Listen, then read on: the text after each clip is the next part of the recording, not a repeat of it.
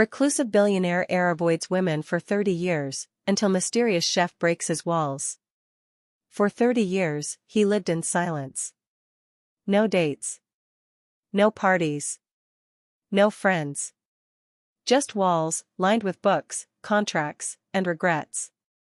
They called him the Ghost of Graceland Heights. Heir to a billion-dollar empire, and prisoner to a heartbreak no one dared mention. Until one afternoon. She walked into his estate's kitchen. An apron tied around her waist. And pain tucked behind her smile. She didn't know his name. He didn't expect hers to matter. But the first time she looked him in the eye, he forgot every rule he'd lived by. That's when the past started to melt. Have you ever shut the world out just to protect your own heart? And then, someone shows up and sees through your silence? If you've ever been afraid to let someone in, this story might just break your walls too. Welcome to Mr. Nuel Stories, where wealth meets wounds, and love rewrites everything. Like if you believe healing can come when you least expect it. Comment with "I've been there" if you know what it's like to guard your heart. Subscribe, because tomorrow's story might speak to your hidden scars. In the rolling, mist-shrouded hills just outside Asheville, North Carolina, there stands a mansion older than memory itself. Locals call it the Graceland Heights Estate, a sprawling, ivy-clad relic perched on a hill like a sleeping giant, its windows always shuttered, its wrought iron gates forever closed to the world beyond. The only sign of life, a single light burning in the library window, long after midnight, when decent folk have surrendered to dreams. Inside those heavy oak doors, behind walls thick enough to muffle screams or secrets, lives a man the townspeople speak of only in whispers. His name is Silas Everhart, though most have forgotten the sound of it spoken aloud. To them, he's simply the ghost. A shadow that haunts his own home, a living legend wrapped in mystery and mourning. The Everhart family built their fortune the old-fashioned way, through blood, sweat, and an uncanny ability to see what the world needed before the world knew it needed it. Textiles in the early days, when cotton was king. Technology when computers were still room-sized monsters. Green energy before anyone cared about saving the planet. Each generation had added another floor to their empire, another wing to their influence. But Silas, the last true heir, wanted none of it. He inherited everything at 22, the factories, the patents, the responsibility, the weight of a name that opened doors and commanded respect across 3 states. That was 30 years ago, before the tragedy that left Asheville reeling and the Everhart name shrouded in a sorrow so deep that even now, decades later, people cross themselves when they pass the estate's gates. For 30 years, Silas has lived like a monk in his marble cathedral. He's never been seen at the country club where his grandfather once held court. Never attended a single charity gala, despite the desperate invitations that arrive each season. Never so much as darkened the doorway of Magnolia's Bistro, where the town's elite gather to feast on gossip as much as gourmet cuisine. The only people who come and go are staff, a rotating cast of housekeepers who clean rooms that haven't been lived in, gardeners who tend to grounds that no one walks, and a driver whose car sits pristine and unused in a garage built for 20 vehicles. They're paid well for their silence, and silence is exactly what they provide. Rumor has it that Silas hasn't spoken to a woman in 3 decades. Not since the night his world collapsed like a house of cards in a hurricane. Some say he's a genius, channeling his pain into patents that make millions while he remains hidden. Others whisper he's gone mad, that isolation has twisted his brilliant mind into something unrecognizable. But everyone agrees on one thing: Silas Everhart is a ghost, haunting his own home, imprisoned by a heartbreak no amount of money can heal. The children dare each other to ring the bell at his gates. The teenagers make up stories about screams echoing from the towers. The adults simply shake their heads and thank God they've never known a pain deep enough to make them disappear from their own lives. But ghosts, as any good Southern storyteller will tell you, have a way of becoming real when you least expect it. On a rain-soaked Thursday in late September, when the leaves were just beginning to whisper of autumn's approach, a battered blue sedan pulled up to the imposing gates of Graceland Heights. The car looked embarrassed to be there, rust eating at its edges, a crack spider webbing across the windshield, tires that had seen better years and worse roads. The driver sat for a long moment, hands trembling against the steering wheel, watching the rain streak down her windshield like tears she'd been too proud to shed. Her name was Maren Calloway, and she was running from a past that clung to her like smoke from a fire she couldn't quite put out. Maren was 31, though the weight in her eyes added years that no birthday had given her. She was a chef by trade, but not the kind you'd see on cooking shows or magazine covers. She'd spent the last decade working in small-town diners where the coffee was strong and the stories stronger, nursing homes where she turned institutional food into something resembling love, and the occasional wedding reception where she watched other people's happy endings while nursing her own broken heart. She was known in the small circles where she worked for three things: her quiet kindness that could turn a meal into medicine, her ability to make something beautiful out of almost nothing, and the sadness she carried like a second skin, present but carefully hidden, like a scar under clothing. Her friend Sarah had mentioned the position at Graceland Heights almost casually, the way you might mention the weather or the price of gas. "They need a new chef up at the Everhart place," she'd said, stirring sugar into her coffee at the diner where they'd met. "Pay is better than good, and they don't ask questions." "You interested?" Maren had been interested, though not for the reasons Sarah might have guessed. She needed the money, her savings account had more hope than dollars, and her car was held together by prayer and duct tape. But more than that, she needed a place to disappear, to become invisible in the way that only servants can be invisible in the homes of the wealthy. Her past was a patchwork of mistakes and heartbreaks, wrong turns and right intentions gone sideways. A marriage that had crumbled like day-old bread. A child she'd loved and lost in ways that still woke her up screaming some nights. A series of towns where she'd tried to start over, only to find that some things follow you no matter how fast or far you run. Asheville was supposed to be different. It was supposed to be her fresh start, her clean slate, her chance to be someone other than the woman who'd failed at the things that mattered most. The gates of Graceland Heights creaked open with a sound like old bones settling, triggered by some unseen hand or electronic eye. Maren's sedan coughed to life, and she drove up the winding drive that curved through ancient oaks draped in Spanish moss and wild azaleas that bloomed with reckless abandon despite the neglect. The mansion loomed ahead like something from a Gothic novel. All stone towers and arched windows, gargoyles perched on corners like sentinels, ivy climbing the walls with the persistence of something alive and hungry. It was beautiful in the way abandoned places are beautiful, touched with a melancholy that made your chest tight and your breathing shallow. Maren parked her embarrassed little car next to the servant's entrance, grabbed her worn leather satchel, everything she owned in the world fit into 2 bags and a box, and stepped into what she hoped would be a new chapter of her life. She had no way of knowing that she was about to step into someone else's story, too. Someone who'd been waiting 30 years for a reason to start living again. The kitchen at Graceland Heights was a cathedral built for the worship of food and family, a shrine to meals that had once brought life to the mansion's vast halls. Copper pots hung from wrought iron hooks like ancient bells waiting to sing. Marble countertops stretched for what seemed like miles, their surfaces so pristine they could have been carved yesterday. A massive stone fireplace dominated one wall, large enough to roast a whole pig, though it looked like it hadn't seen flame in decades.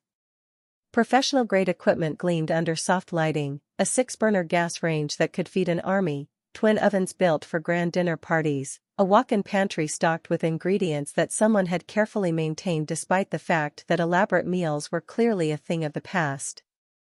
Everything was clean, organized, waiting, like a theater set dressed for a play that had been cancelled before opening night. Maren set her satchel on the central island and began to unpack with the reverence of someone who understood that a kitchen was sacred space. Her knives came first, a modest collection, but each one sharp enough to shave with and balanced like an extension of her own hands. Then her spices, in small glass jars labeled in her careful handwriting. Finally, her grandmother's wooden spoon, worn smooth by decades of stirring love into simple ingredients. She hummed softly as she worked, an old hymn her mother used to sing while making Sunday dinner. The sound echoed in the vast space, and for the first time since she'd driven through those gates, Maren felt something like peace settle over her shoulders. The house felt empty, but not abandoned. It was the difference between a place where no one lived and a place where someone was simply hiding. She could sense a presence in the walls, a watchfulness that made the hair on her arms stand up in recognition of something she couldn't quite name. Mrs. Henderson, the head housekeeper who'd greeted her at the door with all the warmth of a January morning, had been clear about the rules. Mr. Everhart keeps to his quarters. He takes his meals on a tray, left outside the library.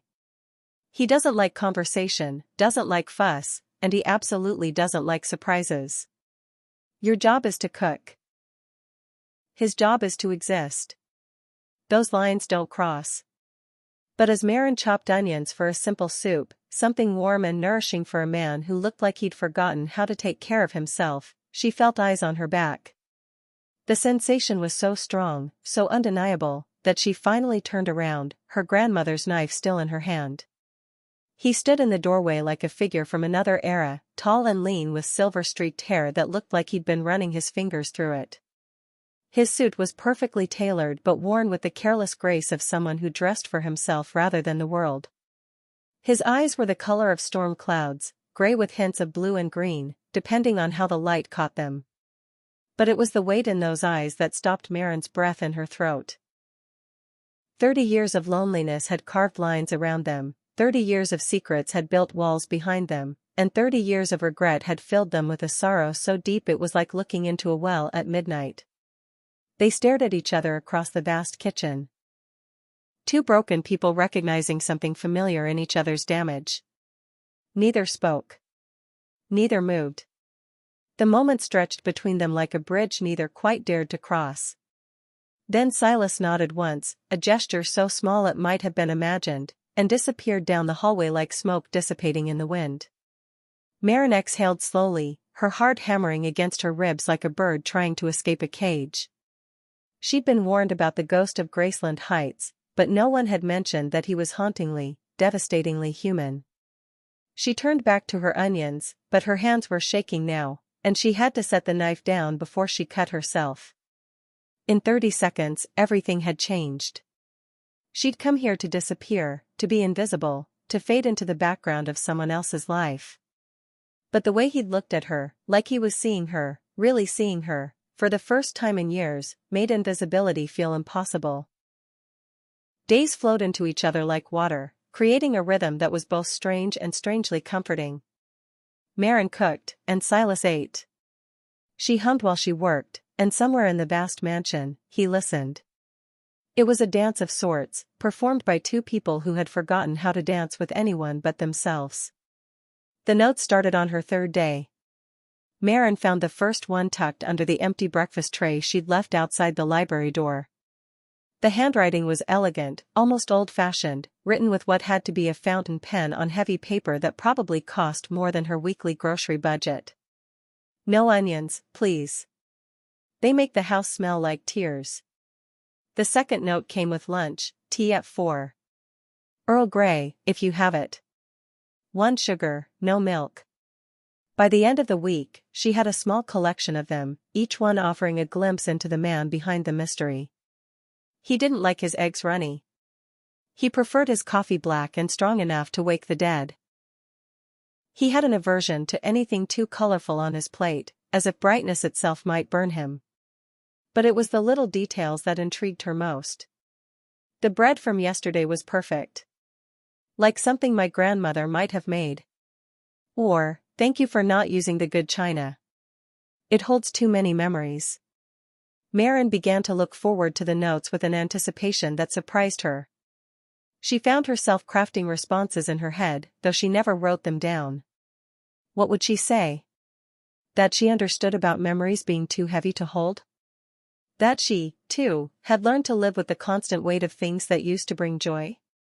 She began to experiment with her cooking, not for the challenge of it, but out of genuine curiosity about the man who ate her food in solitude.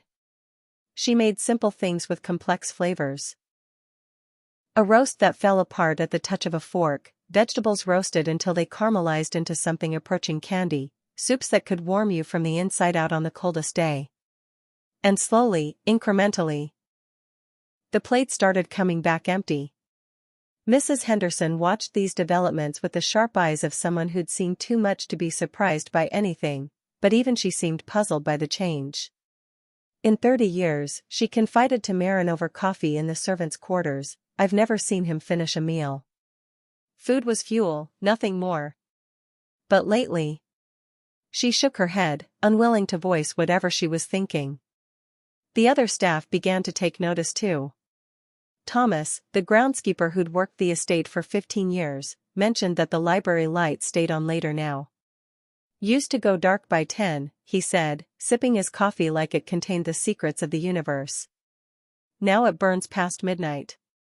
Sometimes I see his shadow moving around in there, like he's restless. Maria, one of the housekeepers, noticed that the piano in the music room had been uncovered. 30 years that thing sat under a sheet like a corpse, she whispered, crossing herself out of habit. Now the cover's folded neat as you please, and I swear I heard music coming from that room last night. But it was Silas himself who provided the most telling sign that something was shifting in the frozen world of Graceland Heights. On her 10th day, Marin found him standing in the kitchen doorway again, this time during the dinner hour when golden light slanted through the tall windows and painted everything in shades of honey and amber.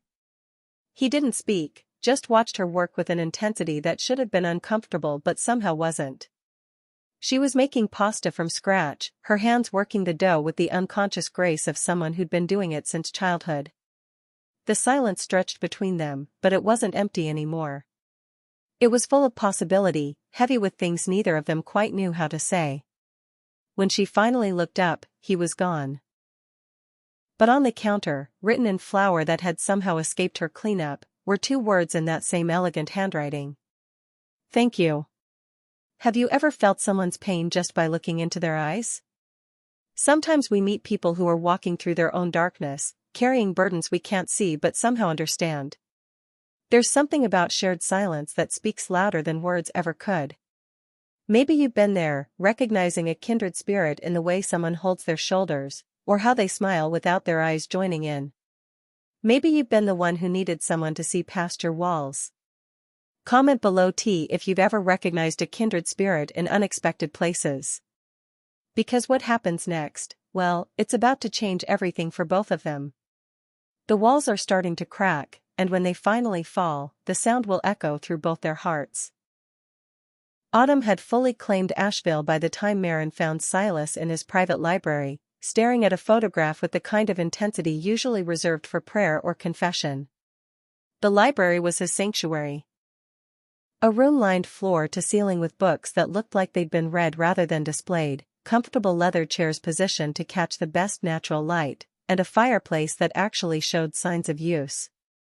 The photograph in his hands was faded at the edges, the kind of wear that comes from being handled too often by fingers that can't quite let go.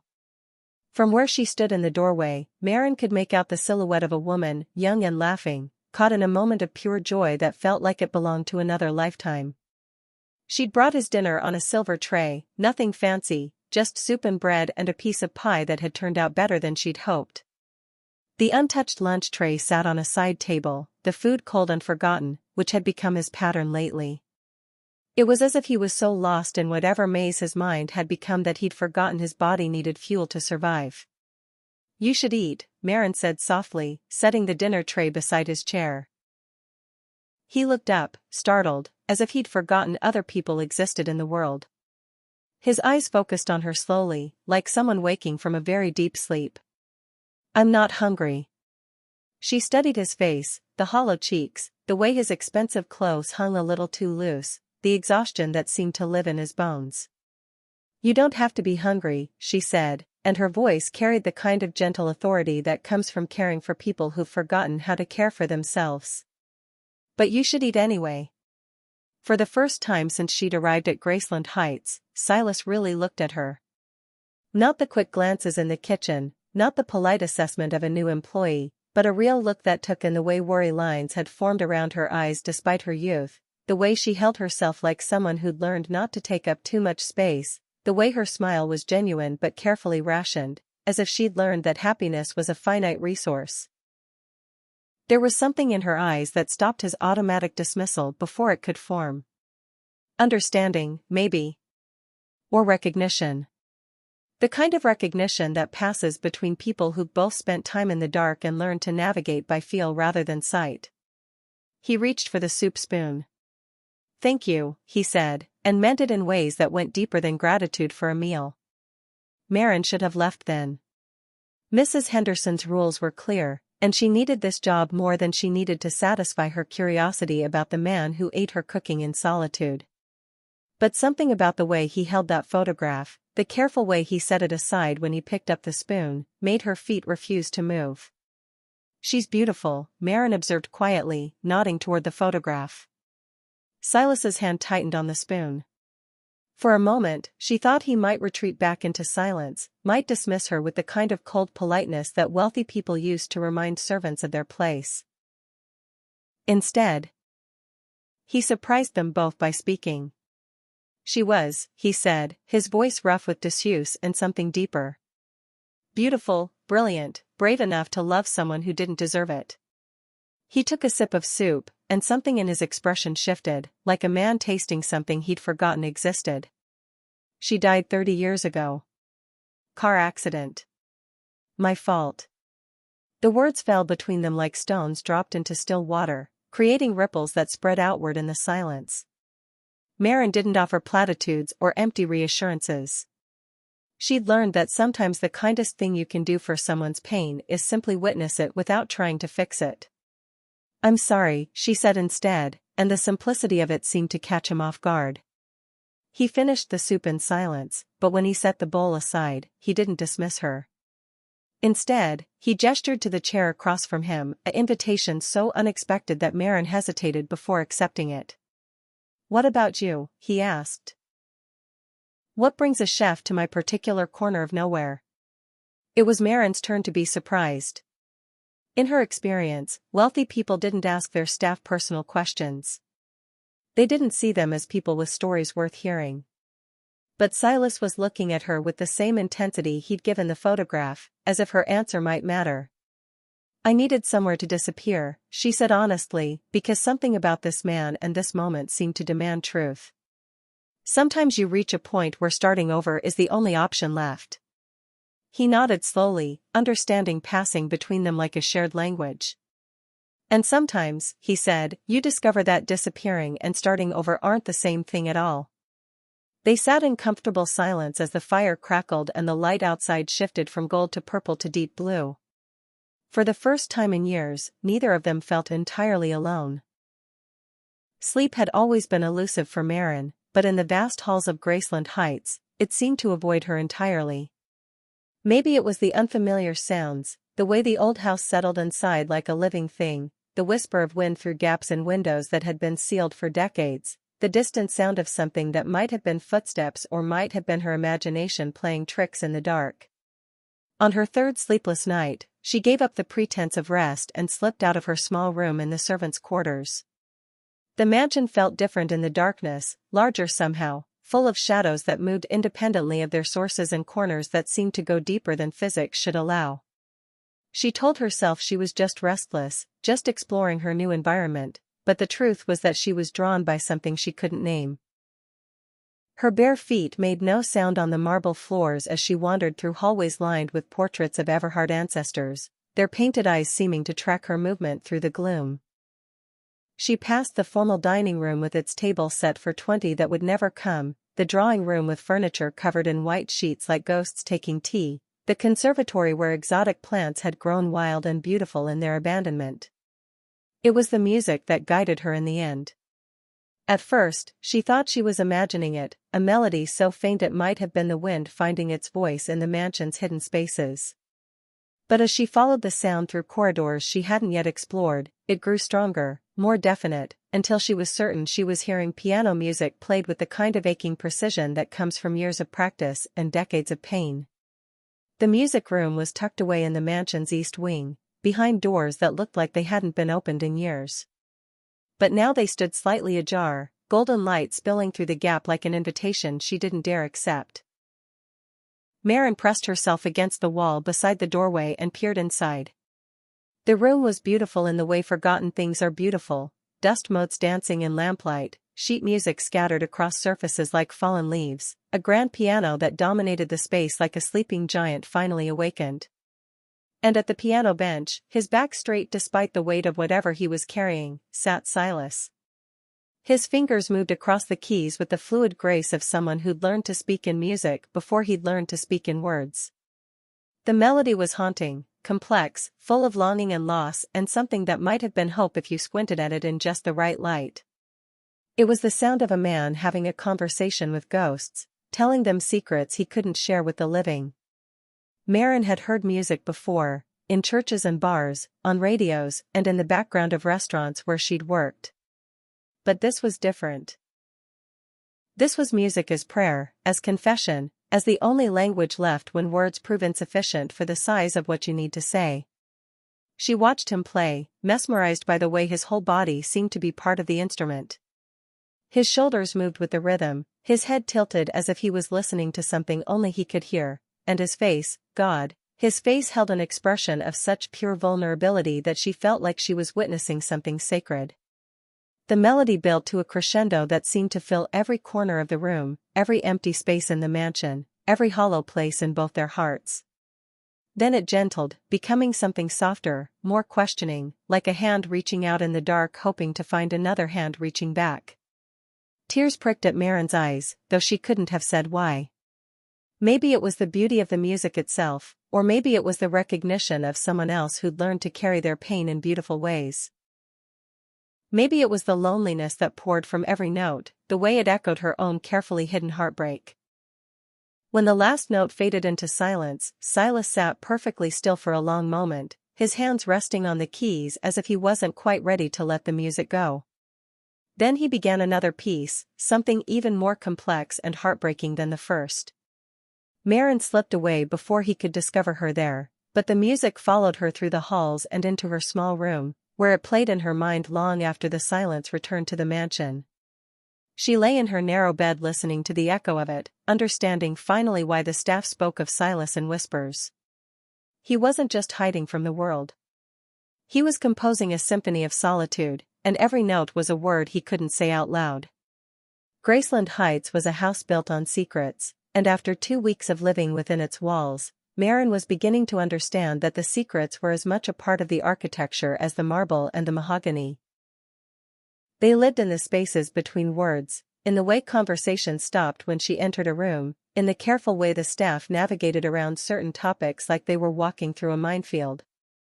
Mrs. Henderson was the keeper of most of these secrets, a woman who'd spent 30 years watching the Everhart family's private tragedies unfold like a Greek drama performed for an audience of one.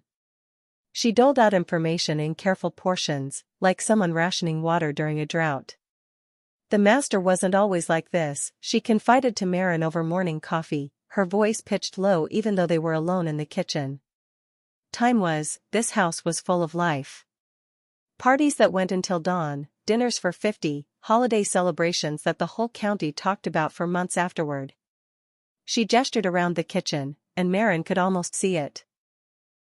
Counters covered with preparations for elaborate meals, staff bustling with purpose, the sound of laughter drifting in from the dining room where crystal glasses caught the light and conversation flowed like wine. What changed? Maren asked, though she suspected she knew the answer. Mrs. Henderson's face closed down like a book snapping shut. That's not my story to tell, she said, but her eyes drifted toward the east wing, toward the music room where ghosts danced to melodies played on midnight pianos. Thomas the groundskeeper was more forthcoming, perhaps because his work kept him outside the house and away from the weight of whatever had happened within its walls. He'd been there the night everything changed, had seen the ambulances and the police cars, had watched Silas transform from a young man full of promise into something harder to define. She was his whole world, Thomas said, pruning roses that bloomed despite the neglect. Lila Bennett. Prettiest girl in 3 counties, smart as a whip, kind enough to make you believe in angels. They were gonna be married come spring. He snipped a dead bloom with more force than necessary. His weathered hands gentle despite the violence of the gesture. Car went off the road on a curve that shouldn't have been dangerous. Raining that night, but not hard. Investigators never could figure out what happened. But Mr. Silas, He shook his head. Man blamed himself for something he couldn't have prevented, and blame like that'll eat you alive if you let it. Maria, the youngest of the housekeepers, crossed herself whenever Lila's name was mentioned, as if speaking of the dead required protection. She'd grown up hearing stories about the Bennett girl, tales that had grown in the telling until Lila had achieved something approaching sainthood in the local imagination. My grandmother knew her family, Maria whispered as she dusted the portraits in the main hall. Said she was the kind of girl who could make flowers grow just by smiling at them. Said when she died, something died in this house too. Like the very walls went into mourning. But it was the physical evidence that told the most compelling story. Marin found it by accident, exploring the mansion's many rooms during her off hours. A sitting room on the second floor that had been preserved exactly as it was 30 years ago, women's clothing still hanging in the wardrobe, cosmetics arranged on the vanity, a book left open on the bed with a bookmark placed as if someone had just stepped away for a moment and would be right back. The room felt like a shrine, maintained with the kind of careful devotion usually reserved for holy relics. Fresh flowers appeared weekly, white roses that perfumed the air with their sweetness, baby's breath that looked like clouds captured in crystal vases. Someone was keeping this room alive, keeping the memory of Lila Bennett as present as if she'd died yesterday instead of 3 decades ago. Marin understood then why Silas lived like a ghost in his own house. He wasn't just mourning a lost love. He was preserving her, keeping her frozen in time like something precious that might shatter if exposed to the reality of a world that had continued spinning without her. The weight of that understanding settled over Marin like a blanket, heavy and warm and suffocating all at once. She'd come to Graceland Heights to escape her own ghosts, only to find herself living in a house haunted by someone else's. But the strange thing was, she didn't want to leave. If anything, the tragedy of it drew her deeper into the mystery of Silas Everhart, made her want to understand how someone survives that kind of loss and what it costs to love something so much that losing it breaks you in ways that never quite heal. She began to cook with more intention after that, crafting meals that were designed not just to nourish his body but to remind him that he was still alive, still deserving of pleasure and comfort and the simple joy that comes from flavors perfectly balanced on the tongue. And slowly, almost imperceptibly, the plates began to come back cleaner. 3 weeks into her residency at Graceland Heights, something shifted in the delicate ecosystem of avoidance and observation that Marin and Silas had constructed around each other. It started small, a lingering glance when he thought she wasn't looking, a note left on the breakfast tray that said more than no onions or tea at 4. The bread yesterday tasted like Sunday mornings, one note read, the handwriting slightly less controlled than usual, as if he'd written it quickly before he could change his mind. Like something worth getting up for. Another, thank you for not asking questions. Most people think silence needs to be filled. And then, most surprisingly, would you mind eating with me? The dining room feels like a mausoleum, but there's a small table in the conservatory that gets good afternoon light. The conservatory was a glass-walled room on the mansion's south side, filled with plants that had grown wild and beautiful in their abandonment. Orchids bloomed in impossible colors, climbing roses had wound themselves around wrought iron supports until they formed living sculptures, and somewhere in the tangle of green, a fountain trickled water over stones worn smooth by years of patient persistence. Marin found Silas there the next day, sitting at a small wrought iron table set for 2. He'd changed from his usual formal suit into a cream-colored sweater and dark pants that made him look younger, less like a figure from a daguerreotype and more like a man who might have reasons to smile. I wasn't sure you'd come, he admitted as she set down a tray of simple sandwiches and a thermos of soup. I'm not very good at this anymore. Social interaction, I mean. Neither am I, Marin confessed, settling into the chair across from him. I've gotten used to my own company. Sometimes I forget how to be around other people. They ate in companionable silence at first, the only sounds the trickle of the fountain and the whisper of wind through the glass panels. But gradually, tentatively, conversation began to bloom between them like the orchids surrounding them, fragile at first, requiring careful tending, but growing stronger with each exchange. Silas asked about her cooking, and Maren found herself talking about her grandmother's kitchen, about learning to make pasta by standing on a step stool to reach the counter, about the way food could be a language of love when words weren't enough. He listened with the intensity she'd come to associate with him, as if every detail mattered, as if her stories were treasures being shared rather than simple memories. My mother used to say that the secret ingredient in any dish was the cook's state of mind, Maren said, tearing her sandwich into manageable pieces. Happy cooks make happy food. Sad cooks. She shrugged, letting the implication hang in the air. What kind of cook are you? Silas asked quietly. Maren considered the question seriously. Healing, I think. Or trying to be. Food can't fix everything, but it can make the unfixable a little easier to bear. Something shifted in Silas's expression, a softening around his eyes that made him look less like the ghost of Graceland Heights and more like a man who'd forgotten what hope felt like but was beginning to remember. Their meals together became a daily ritual after that. Always in the conservatory, always simple food that could be eaten without ceremony, always with conversation that started tentative and grew more natural as the days passed. Silas told her about the books he read, the business empire he managed from behind closed doors through phone calls and emails, the way he'd learned to live in the spaces between other people's lives. Maren shared carefully edited versions of her own story, the wandering from town to town, the string of jobs that had taught her to cook for every kind of palate and budget, the quiet satisfaction that came from feeding people well. She didn't mention her failed marriage or the child she'd lost or the way she sometimes woke up in the middle of the night feeling like she was drowning in her own regrets. But Silas seemed to hear the things she didn't say, just as she could read the grief that lived behind his careful politeness. They were both carrying secrets, both nursing wounds that had never quite healed properly, and there was something comforting about being understood without having to explain yourself completely. Why me?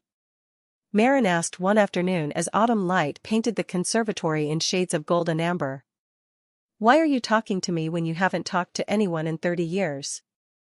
Silas was quiet for so long that she thought he might not answer. When he finally spoke, his voice was soft, thoughtful. Maybe because you're not trying to fix me, he said. Everyone else who's ever worked here, they look at me like I'm a puzzle to be solved or a patient to be cured. You just accept that I am what I am.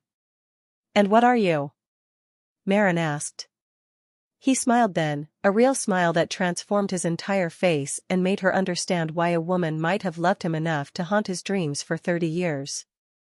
I'm starting to remember, he said. October came to Asheville with a fury that seemed personal, as if the season had a grudge against the mountains and intended to make them pay for their beauty.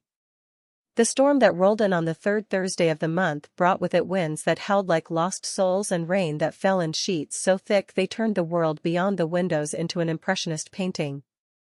The power at Graceland Heights flickered twice during dinner, then gave up entirely just as Maren was cleaning up from their meal in the conservatory.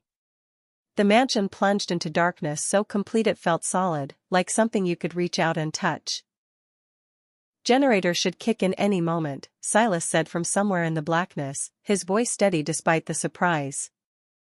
But minutes passed, and the reassuring hum of backup power never came. Or not, he added with what might have been amusement. Maren fumbled in her pocket for her phone's flashlight, the small beam revealing Silas's face in harsh white relief. He looked younger in the artificial light, the severe lines around his eyes softened by shadow. There are candles in the kitchen, she said. And oil lamps in the servants' quarters. Mrs. Henderson showed me where the emergency supplies are kept. I'll come with you, Silas said, standing with the careful movements of someone navigating unfamiliar darkness. I know these halls, but 30 years of walking them in daylight doesn't mean much when you can't see your own feet. They made their way through the mansion like explorers in a cave, Maren's phone light carving a small circle of visibility from the pressing dark. The storm raged outside with increasing intensity, rain lashing against windows and wind finding its way through cracks that hadn't mattered until now, creating a symphony of sounds that made the house feel alive and restless. In the kitchen, they found candles and matches, oil lamps and flashlights, enough supplies to weather a week without power.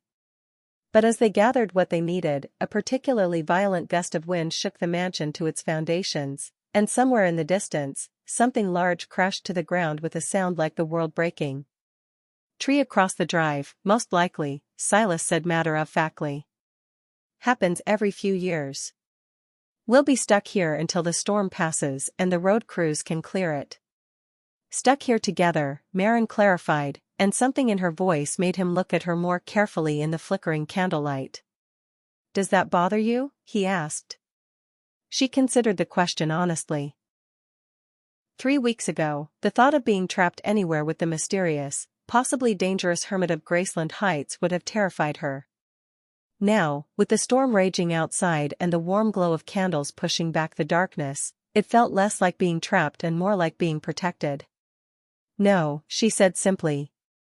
It doesn't. They decided to make camp in the library, where the fireplace could provide both warmth and additional light. Silas proved surprisingly adept at building a fire, coaxing flames from kindling with the patience of someone who'd had to learn practical skills despite his wealth. Soon the room was filled with dancing light and the comforting crackle of burning wood.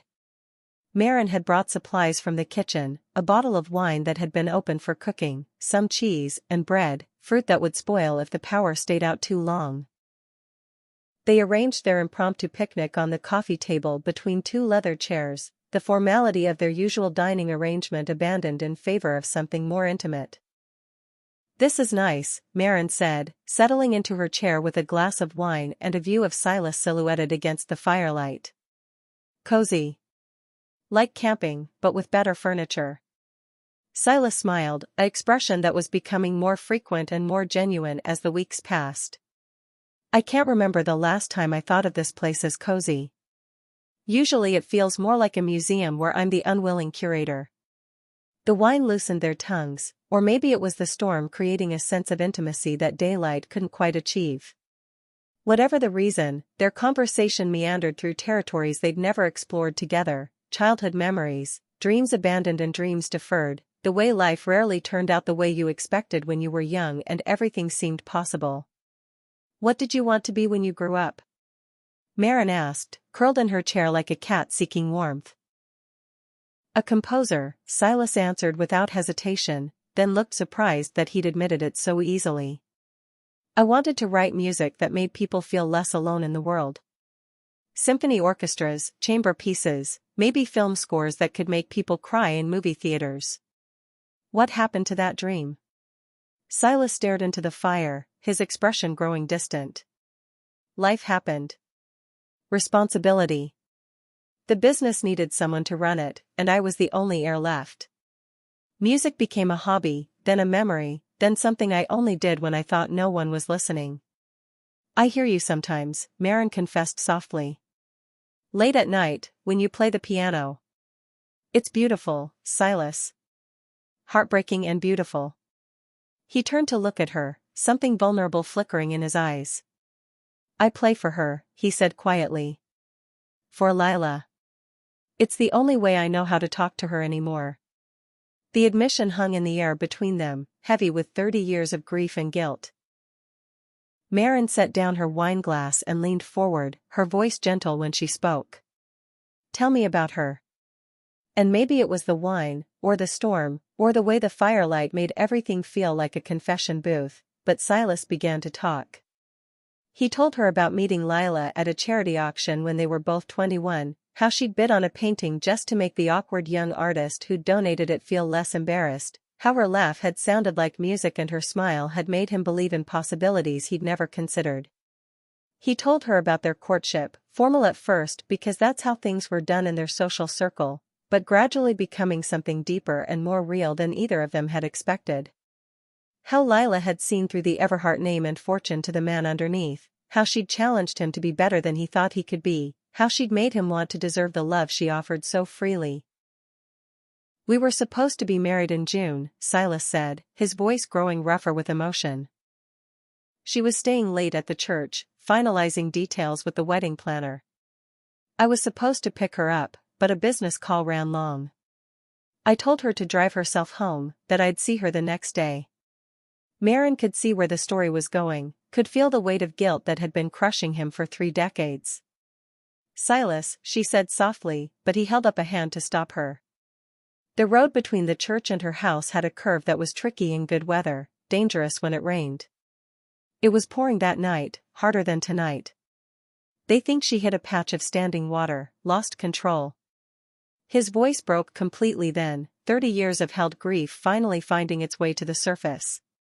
Maren moved without thinking, leaving her chair to kneel beside his, her hand finding his shoulder in the most natural gesture in the world. "It wasn't your fault," she said, but even as the words left her mouth, she knew they wouldn't be enough. She'd carried enough guilt of her own to know that logic rarely had any power over self-blame. "If I'd gone to get her like I was supposed to," Silas began, but Maren interrupted him.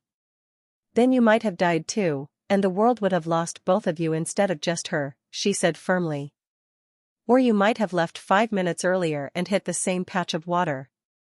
Or 10 minutes later and been fine. You can't know, Silas. You can never know."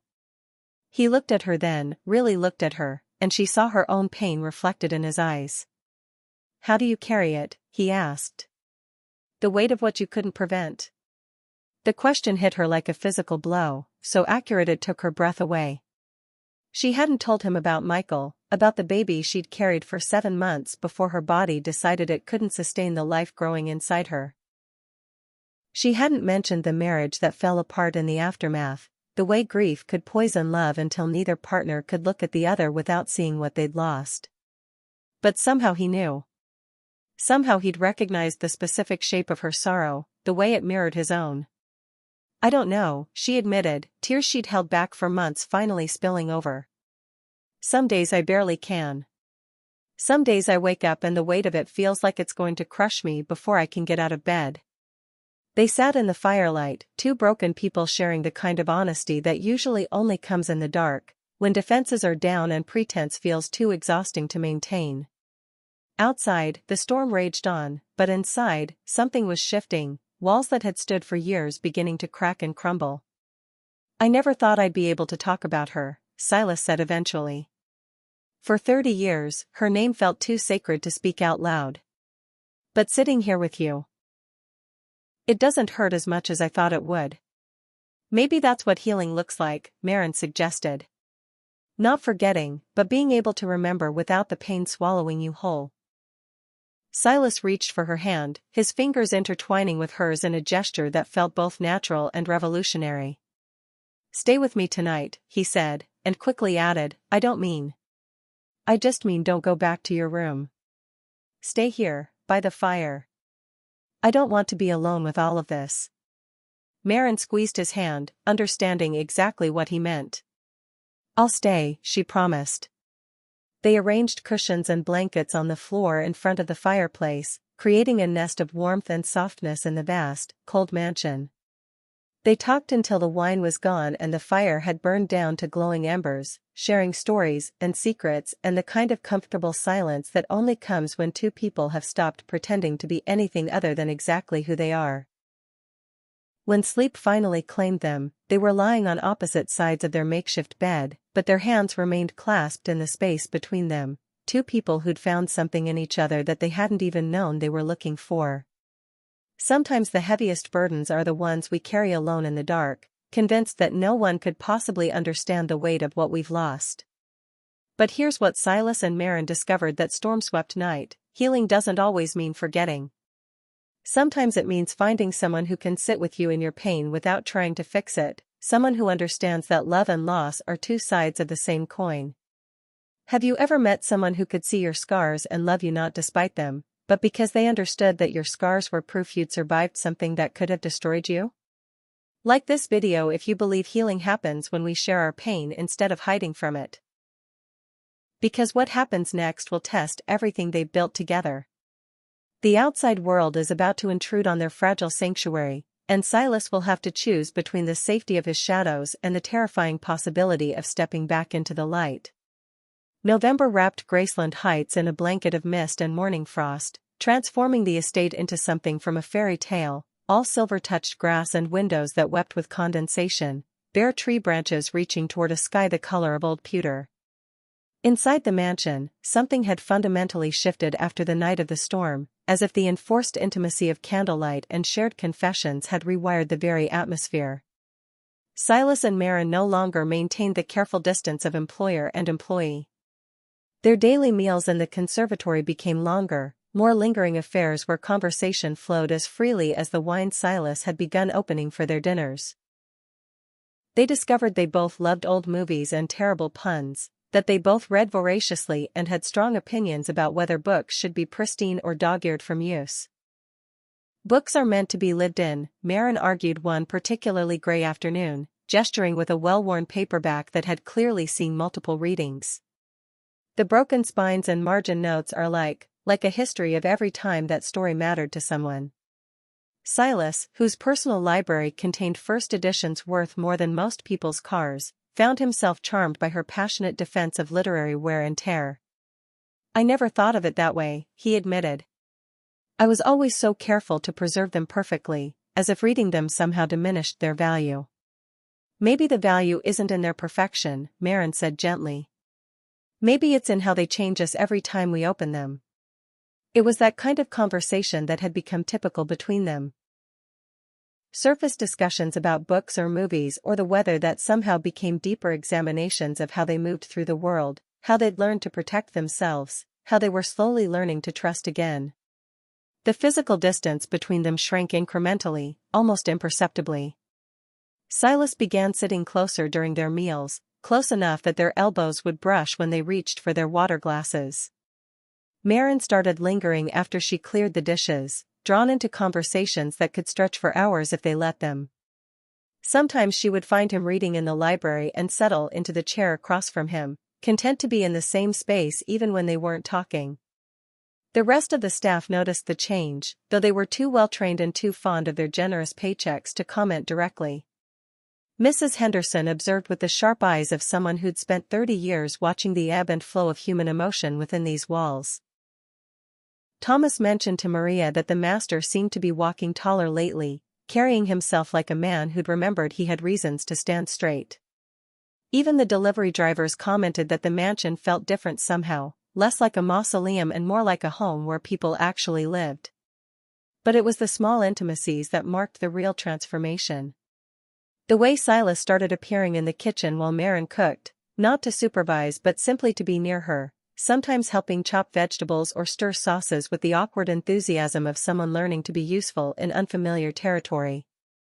The way Maren began leaving small surprises for him, a particularly beautiful piece of fruit arranged on his breakfast tray, a flower from the conservatory tucked beside his dinner plate, notes of her own written in response to his elegant missives.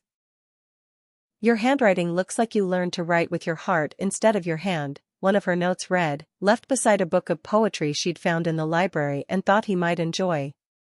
His response came the next day, "Your cooking tastes like home feels when you've been away too long." They were falling in love, though neither of them dared name it yet. It felt too fragile, too precious, too impossible that two people carrying such heavy histories could find lightness in each other. But love, as any good storyteller knows, rarely asks permission before it takes up residence in the human heart. December arrived with the kind of snow that transforms everything it touches, blanketing the estate in pristine white that made even the Gothic architecture look gentle and welcoming. Maren woke one morning to find that someone had left a pair of snow boots outside her door, expensive ones that fit perfectly and looked like they'd been selected with great care.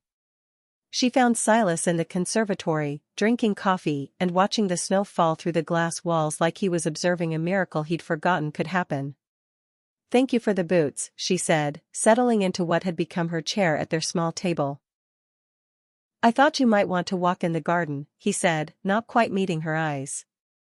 "The snow makes everything look different. New." They bundled up like children preparing for an adventure and stepped out into the winter wonderland the estate had become. The silence was profound, the kind of hush that only comes with fresh snowfall, as if the world had been wrapped in cotton and all its sharp edges softened. Silas led her through gardens she hadn't seen before, pointing out the ghost shapes of rosebushes and topiaries, the maze that would be impossible to navigate until spring brought the hedges back to life. They built a snowman that was slightly lopsided but cheerful, and when Marin bent to gather snow for its face, Silas impulsively scooped up a handful and tossed it at her back. The resulting snowball fight was brief but intense, both of them laughing with the breathless joy of people who'd forgotten they knew how to play.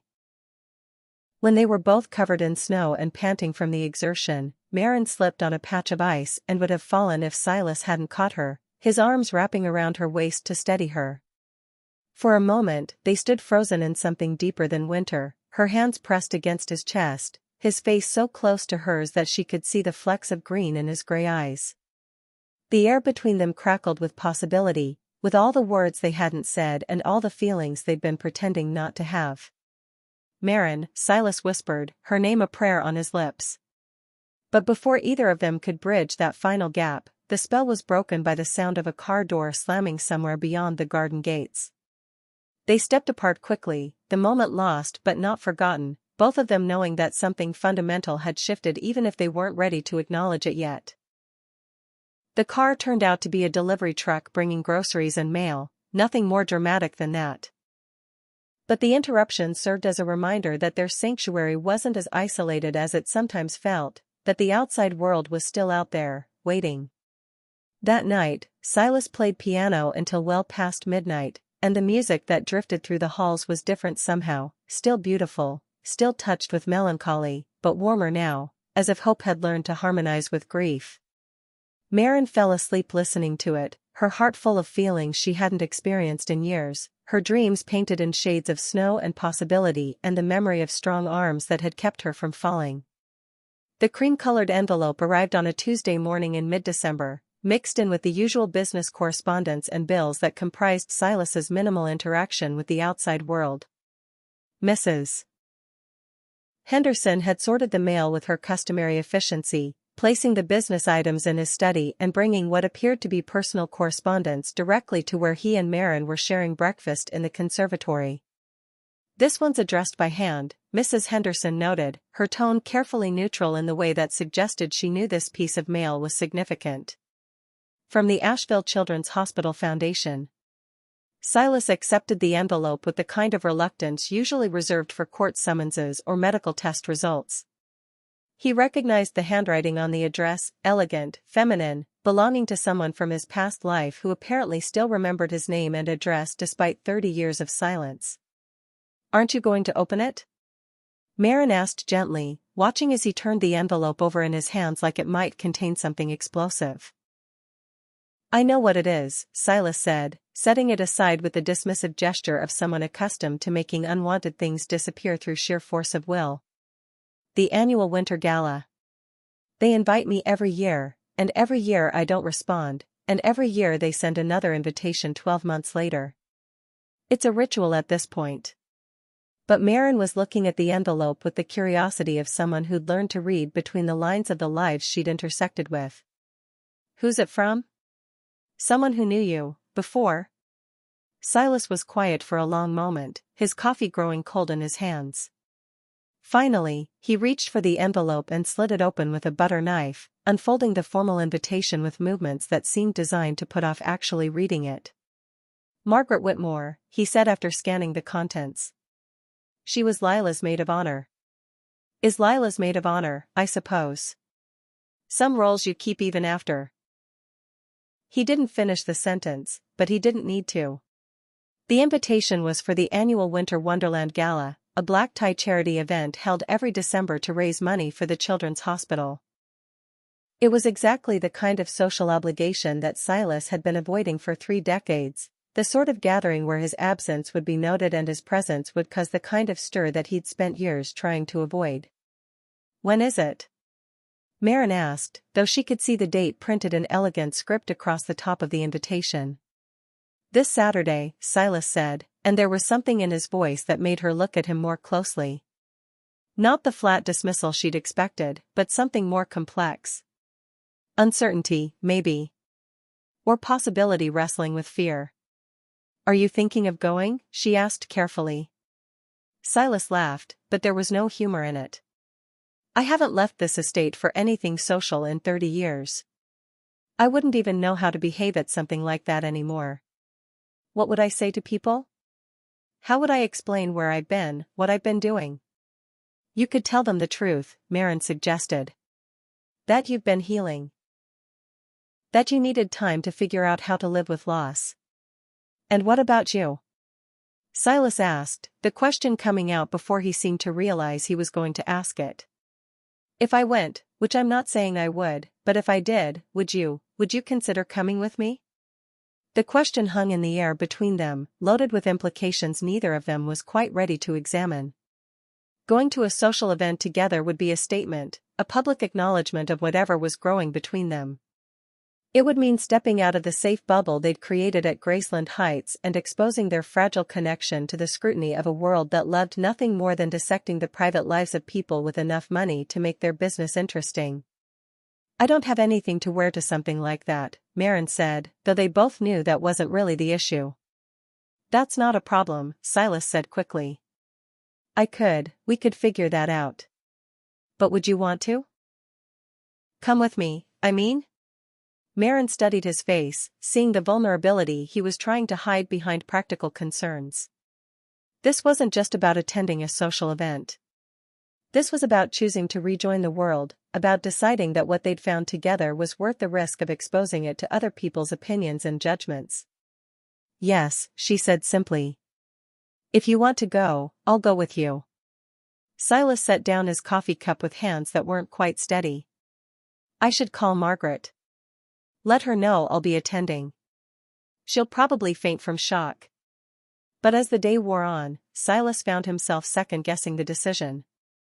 The gala represented everything he'd been hiding from, crowds of people who remembered him from before, conversations about Lila and the accident, the possibility of being seen and judged and found wanting. By evening, he'd worked himself into a state of barely controlled panic. I can't do this, he told Marin as they sat in the library after dinner, the gala invitation lying on the coffee table between them like an accusation. It was a stupid idea.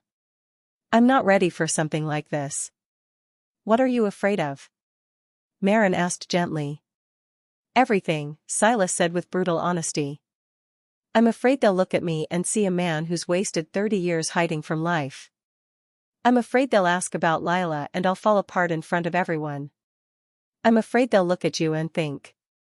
He trailed off, unable to voice his deepest fear. That I'm not good enough for you? Marin finished quietly. That I don't belong in your world? Silas looked stricken. No. God, no. I'm afraid they'll think I don't deserve you. I'm afraid they'll be right. The confession hit Marin like a physical blow, so raw and honest it took her breath away. She moved to sit beside him on the sofa, close enough to take his hands in hers, close enough to look directly into his eyes when she spoke. Silas, she said firmly, you can't hide forever. Not from the world, and not from yourself. You're not the same man who lost Lila 30 years ago. You're not even the same man who hired me 3 months ago. You've grown, you've healed, you've learned to live again. Maybe it's time to let other people see that too. What if I can't handle it? He asked, his voice small in a way that made her heart ache for him. Then we'll leave, Marin said simply. We'll go together, and if it becomes too much, we'll come home together. But Silas, you'll never know what you're capable of if you don't try.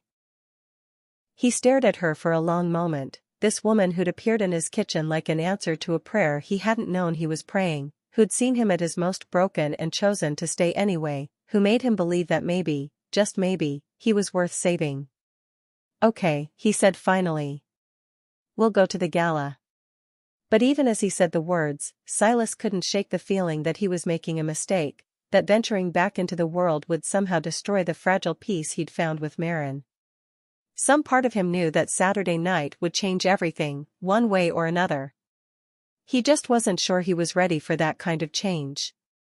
Friday evening found Graceland Heights in a state of controlled chaos that the mansion hadn't experienced in 30 years. What had started as a simple decision to attend a charity gala had snowballed into a logistical undertaking that required the coordination of staff members who'd never been asked to prepare their reclusive employer for a social engagement. Silas stood in his bedroom, staring at a collection of formal wear that his personal shopper had delivered that afternoon with the efficiency of someone accustomed to last-minute requests from wealthy clients who rarely left their homes. Tuxedos in midnight black and charcoal gray, dress shirts crisp enough to cut glass. Accessories that probably cost more than most people's monthly salaries. "I don't remember it being this complicated," he muttered to his reflection in the full-length mirror, adjusting a bow tie for the third time and achieving the same unsatisfactory result. A knock at his door interrupted his struggle with formal wear. "Come in," he called, expecting Mrs. Henderson with some detail about the evening's arrangements. Instead, Marin entered, and Silas forgot how to breathe. The dress had arrived that morning from an exclusive boutique in Charlotte, selected by a personal stylist who'd worked from Marin's measurements and Silas's description of her coloring and style. It was midnight blue silk that seemed to capture and reflect light like water, cut in clean lines that flattered without being ostentatious, elegant without being showy. But it wasn't the dress that stopped Silas's heart, it was the woman wearing it. Marin had done something different with her hair, pulling it back in a style that revealed the elegant line of her neck and the delicate curve of her collarbones. She'd applied makeup with a subtle hand that enhanced rather than masked her natural beauty, and she moved with a confidence that suggested she was more comfortable in formal wear than she'd let on. "You look..." Silas began, then stopped, searching for words adequate to the vision standing in his doorway. "You look absolutely stunning." Marin smiled, an expression that was equal parts pleasure and nervousness. The stylist knew what she was doing. "I feel like I'm playing dress-up, but I suppose that's appropriate for a fairy tale evening." "Is that what this is?" Silas asked, still fumbling with his bow tie. "A fairy tale?" "Maybe," Marin said, stepping closer and reaching up to straighten his tie with movements that were surprisingly sure. "Though I'm not sure if we're in the part where the princess goes to the ball or the part where everything falls apart at midnight." Her fingers brushed against his collar as she adjusted the silk, and Silas felt something electric pass between them. She was close enough that he could smell her perfume, something light and warm that reminded him of flowers and summer evenings, close enough that he could see the flecks of gold in her brown eyes, close enough that it would take the smallest movement to close the distance between them entirely. "There," she said, stepping back to admire her work. "Perfect." But she didn't move far, and neither did he, and suddenly the air in the room felt charged with all the things they'd been dancing around for months. All the careful conversations and meaningful glances, all the moments when they'd almost touched and pulled back, all the feelings they'd been nurturing in the safe space of Graceland Heights without really examining what they meant. "Marin," Silas said, her name barely more than a whisper. "I know," she said softly, understanding what he couldn't quite say. "I feel it too." They might have stayed frozen in that moment indefinitely, both afraid to be the first to step across the invisible line they'd drawn between friendship and something deeper. But Mrs. Henderson's voice from the hallway broke the spell. "The car will be here in 20 minutes, she announced through the door, her tone suggesting she was aware of the gravity of the evening even if she didn't fully understand its significance. Silas cleared his throat, stepping back and straightening his jacket with movements that weren't quite steady. "We should go downstairs. Make sure we have everything we need." "Silas," Marin said as they reached the door, her hand on his arm stopping him before he could open it. "Whatever happens tonight, I want you to know that these last few months, being here with you, it's been the happiest I've been in years."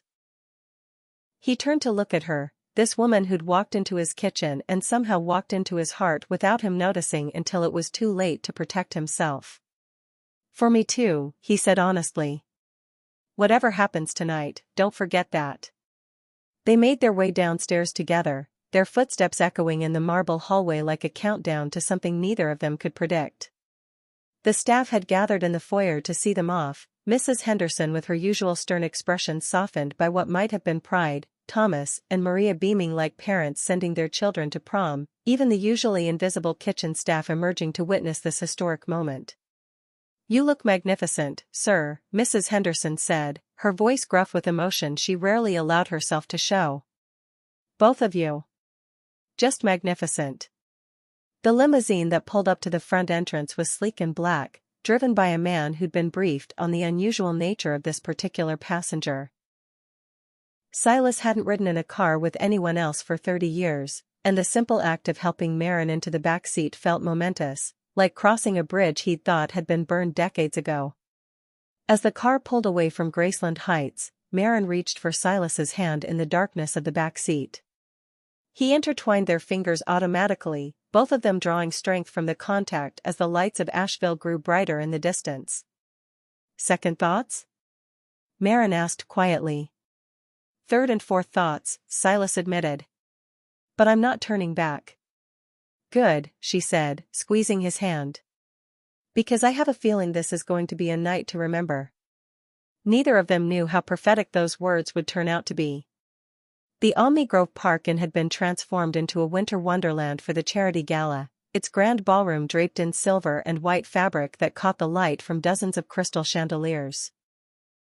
Snow-white flowers bloomed from centerpieces that looked like they'd been carved from ice.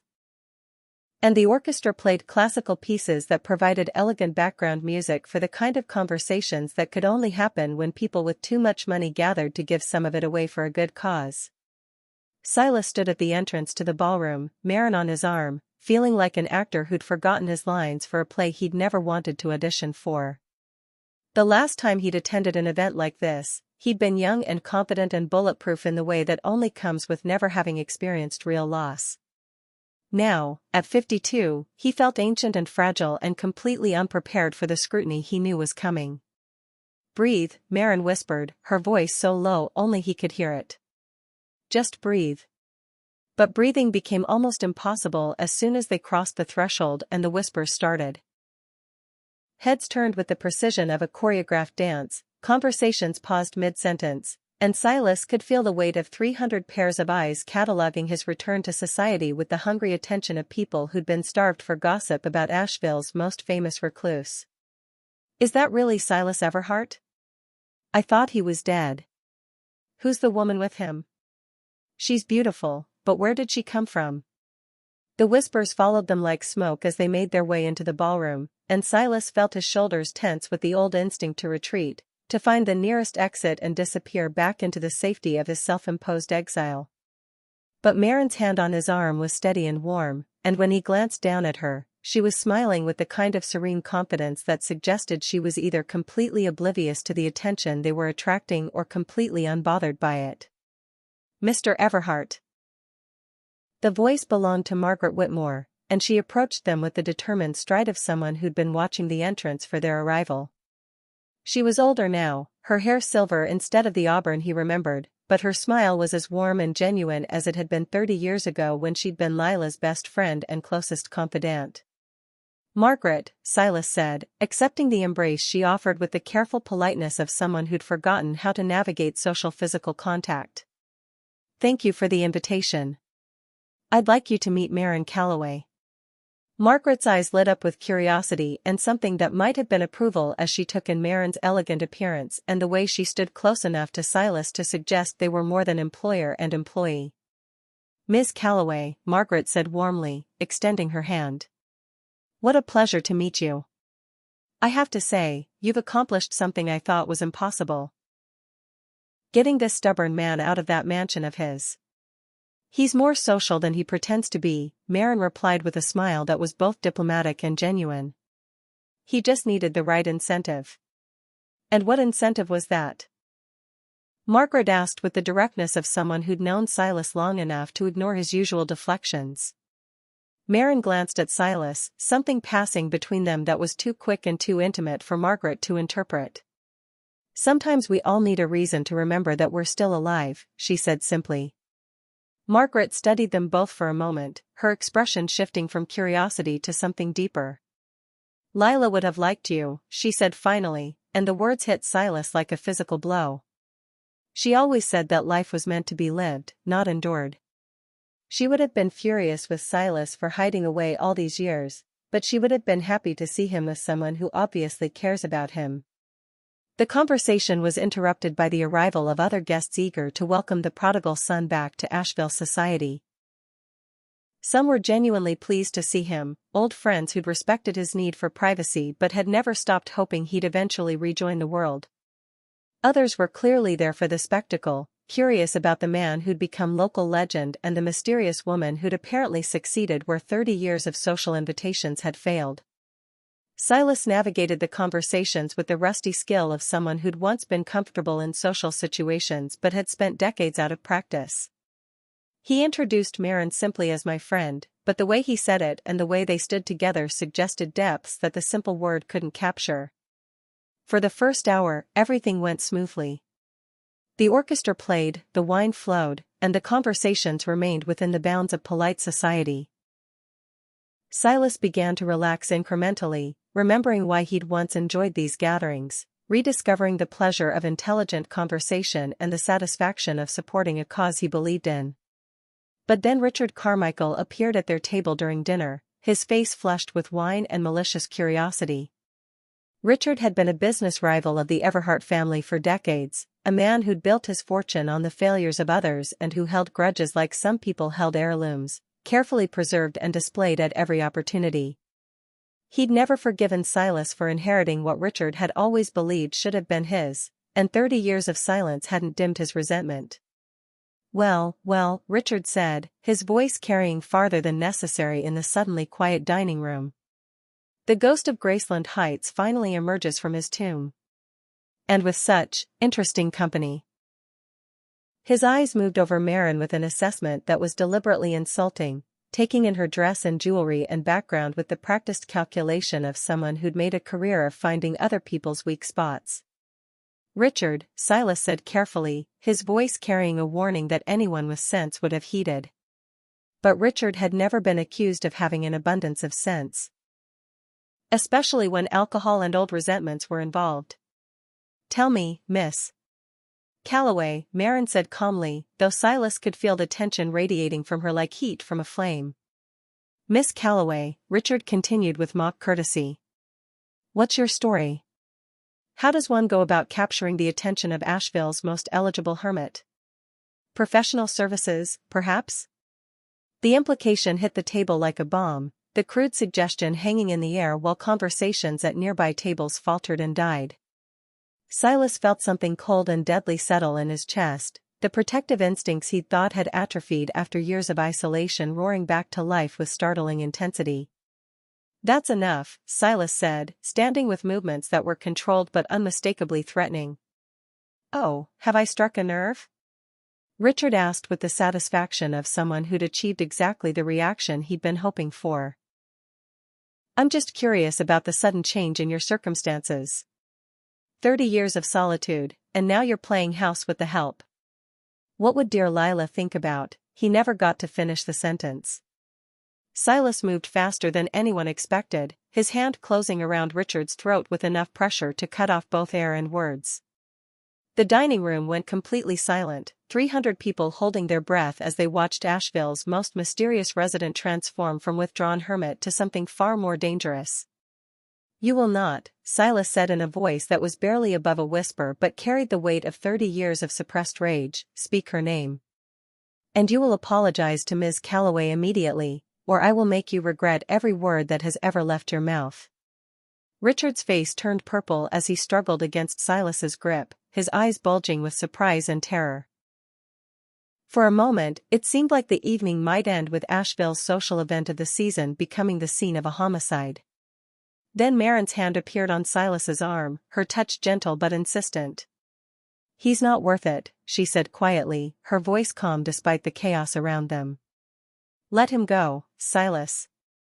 He's already shown everyone exactly what kind of man he is." Silas looked down at her, seeing the trust in her eyes, the absolute confidence that he would choose her judgment over his anger. Slowly, deliberately, he released Richard's throat and stepped back, his hand finding Marin's and holding it like an anchor. Richard collapsed into his chair, gasping and rubbing his throat, but his eyes still held the kind of malicious satisfaction that comes from successfully provoking a reaction. "You'll regret this, Everhart," he wheezed. "Everyone will know what kind of man you really are now." "They already do," Silas said clearly, his voice carrying to every corner of the silent ballroom.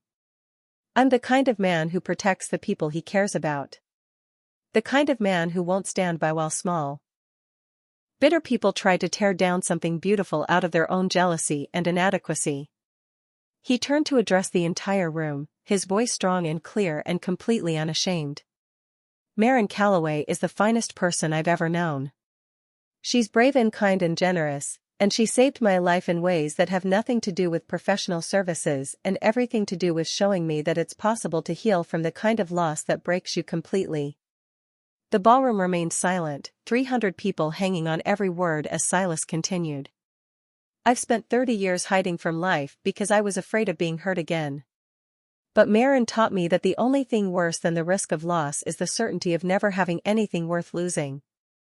He looked down at her, his expression soft despite the tension of the moment. I love her, he said simply, the words carrying clearly in the hushed room. And I'm not ashamed of that love or apologetic about finding happiness after so many years of grief. The silence stretched for what felt like eternity, and then someone began to applaud.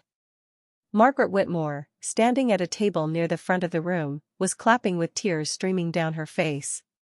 Others joined her, slowly at first and then with gathering momentum, until the entire ballroom was filled with applause for a man who'd found the courage to choose love over fear.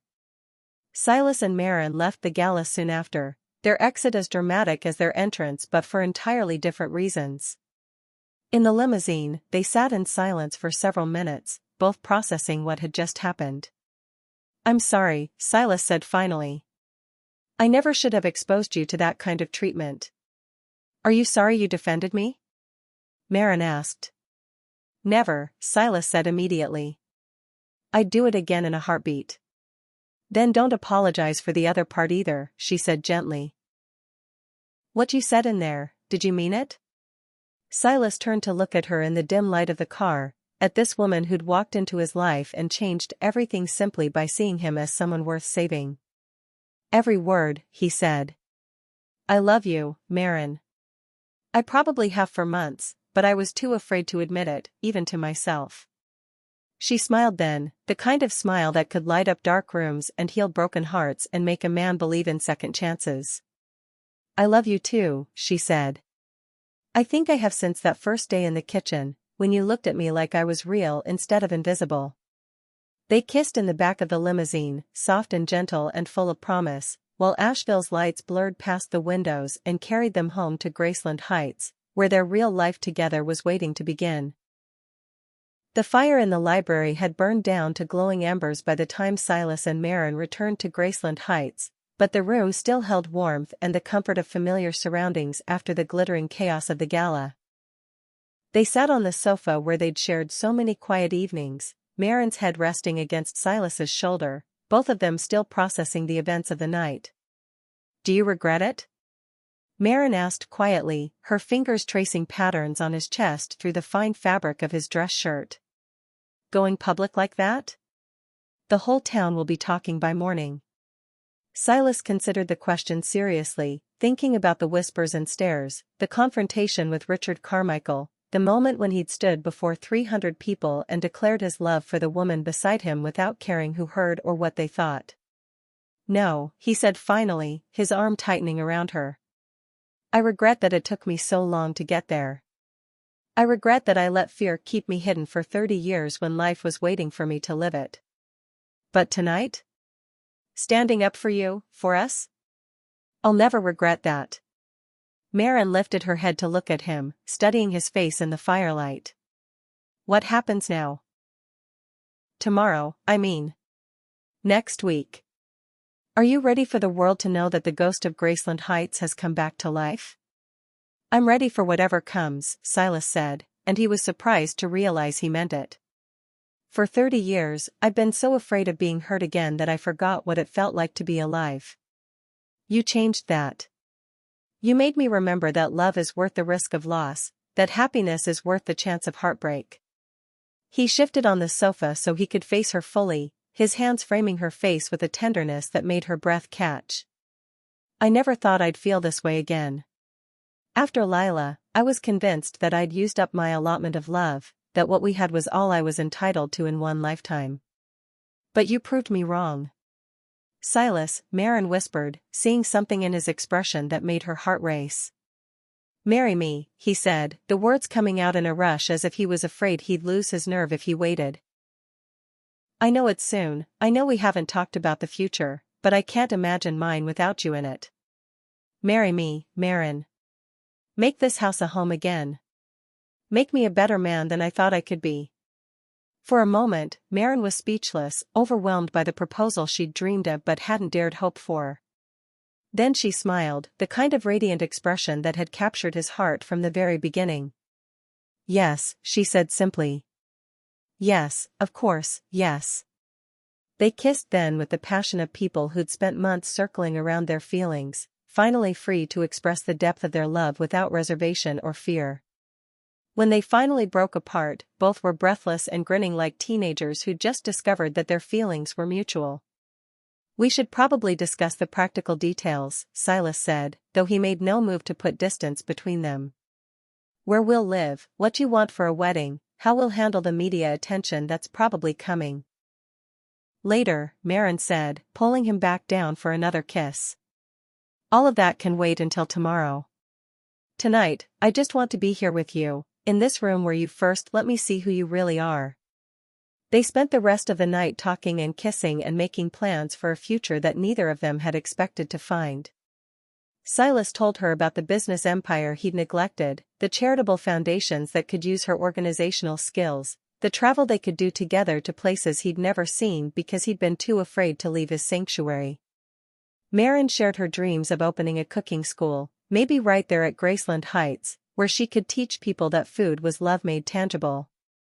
She talked about the garden she wanted to expand, the children she hoped they might have someday, the way she wanted to fill the mansion's empty rooms with laughter and life. As dawn broke over the Blue Ridge Mountains, painting the conservatory windows in shades of rose and gold, they were still awake, still talking, still marveling at the miracle of finding each other in the darkness of their separate grief. I have something for you, Silas said suddenly, remembering the small velvet box he'd been carrying in his jacket pocket since before the gala, purchased in a moment of hope he'd barely allowed himself to acknowledge. The ring was perfect, a simple solitaire diamond that caught the morning light and threw rainbows across the conservatory walls. It fit Marin's finger as if it had been made for her, which in a way, it had been. I bought it 3 days ago, Silas admitted as she stared at the ring in wonder. I kept telling myself I was being presumptuous, that it was too soon, that I was rushing things. But some part of me knew, even then, that this was inevitable. That we were inevitable. We were, Marin agreed, holding her hand up to watch the diamond sparkle in the sunlight. From the moment I walked into your kitchen, we were heading toward this moment. I think our hearts knew before our minds caught up. They were married 6 weeks later in a small ceremony in the conservatory, surrounded by the wild beauty of the plants that had witnessed their courtship and the few people whose presence mattered most to them. Margaret Whitmore served as Marin's matron of honor, tears streaming down her face as she watched Silas promise to love and cherish the woman who'd brought him back to life. Mrs. Henderson officiated with the authority granted by her 30 years of service and her online ordination certificate, her usual stern expression softened by joy. The staff of Graceland Heights served as witnesses, all of them beaming with the satisfaction of people who'd watched a miracle unfold in their midst. Even Thomas the groundskeeper wore a suit for the occasion, his weathered hands gentle as he presented Marin with a bouquet of roses from the garden she'd helped him restore. As they exchanged vows in the golden light of a February afternoon, with snow falling softly outside the glass walls and the fountain providing nature's own musical accompaniment, Silas felt Lila's presence like a benediction rather than a burden. He could almost hear her voice on the wind, giving her blessing to the love that had healed his broken heart and taught him that some endings are actually new beginnings in disguise. March came to Graceland Heights like a love letter written in green ink, transforming the estate from winter's stark beauty into something alive and hopeful and bursting with possibility. The trees that had stood bare and dignified through the cold months suddenly erupted in clouds of white and pink blossoms, as if the earth itself had decided to celebrate the love story that had unfolded within the mansion's walls. Marin woke on their 1-month wedding anniversary to find her husband standing at the bedroom window, coffee cup in hand, watching the sunrise paint the gardens in shades of gold and rose. The word husband still felt miraculous in her mind, a gift she'd never expected to receive and certainly never thought she'd treasure as much as she did. "What are you thinking about?" she asked, slipping out of bed to join him at the window. "Everything," Silas said, wrapping his free arm around her waist and pulling her close. "How different this view looks now compared to 6 months ago. How the same gardens that used to feel like a prison now feel like paradise." Below them, the grounds that had been neglected for decades were showing signs of careful attention. Thomas had been working with a renewed energy since the wedding, as if witnessing his employer's transformation had inspired him to transform the landscape as well. Flower beds that had been choked with weeds were now neat and promising, ready to burst into color as soon as the weather warmed completely. "I was thinking we should plant a vegetable garden," Marin said, gesturing toward a sunny spot near the conservatory. "Something practical and beautiful. Tomatoes and herbs, maybe some of those flowers that you can eat." "Edible flowers?" Silas asked, amused by the concept. "Nasturtiums, pansies, violets," Marin listed, warming to the subject. "They add color to salads and make everything look like it came from a fairy tale. I've always wanted to grow them but never had the right space." "Then we'll grow them," Silas said simply, as if creating beauty was the most natural thing in the world. Which, Marin was learning, it was for him. He approached their life together the same way he'd once approached his music. With careful attention to harmony and rhythm, with an understanding that the most beautiful things required patience and practice and the willingness to keep trying until you got it right. They spent the morning walking through the grounds, making plans for the garden they would create together. Silas had ideas about pergolas and pathways, places where they could sit in the evening and watch the sunset paint the mountains purple. Marin talked about herb spirals and companion planting, the way certain flowers could protect vegetables from pests while adding beauty to functional spaces. "We should get chickens," Marin said suddenly, the idea popping into her head with the enthusiasm of someone who'd always lived in small spaces but now had room to dream bigger. "Chickens?" Silas repeated, as if she'd suggested keeping tigers. "For eggs," Marin explained, laughing at his expression. "And they're surprisingly good company. My grandmother had chickens when I was little, and I used to help her collect eggs every morning.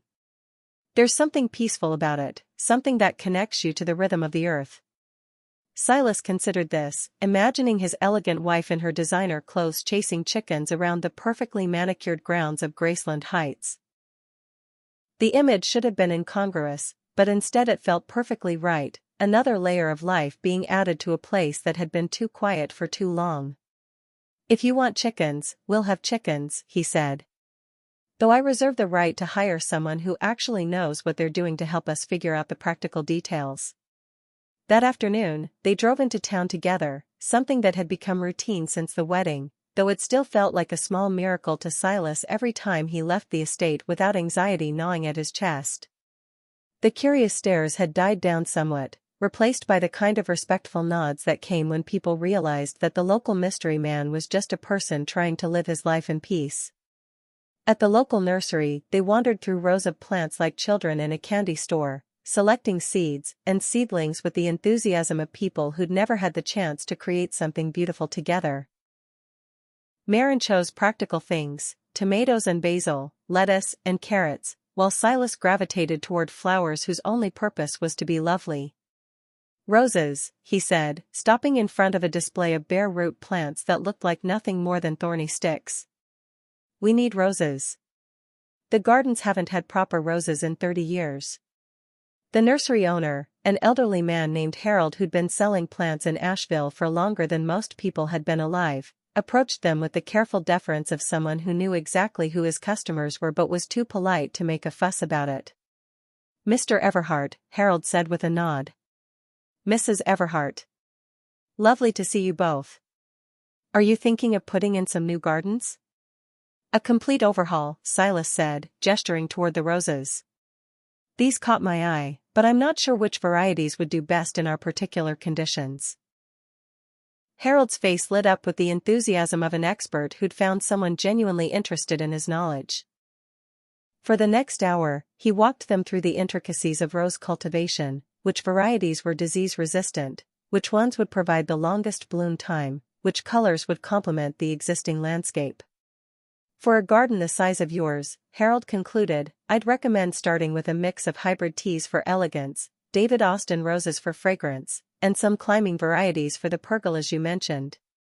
Plant them now, and by next spring you'll have something spectacular. They left the nursery with enough plants to transform half the estate, their car packed with the raw materials for the paradise they were planning to create together. But more than that, they left with the satisfaction of being seen as a normal couple doing normal things, planning a garden, discussing practical matters, building a life together one decision at a time. I love this, Marin said as they drove back toward Graceland Heights, the familiar silhouette of the mansion appearing through the trees like a promise of home.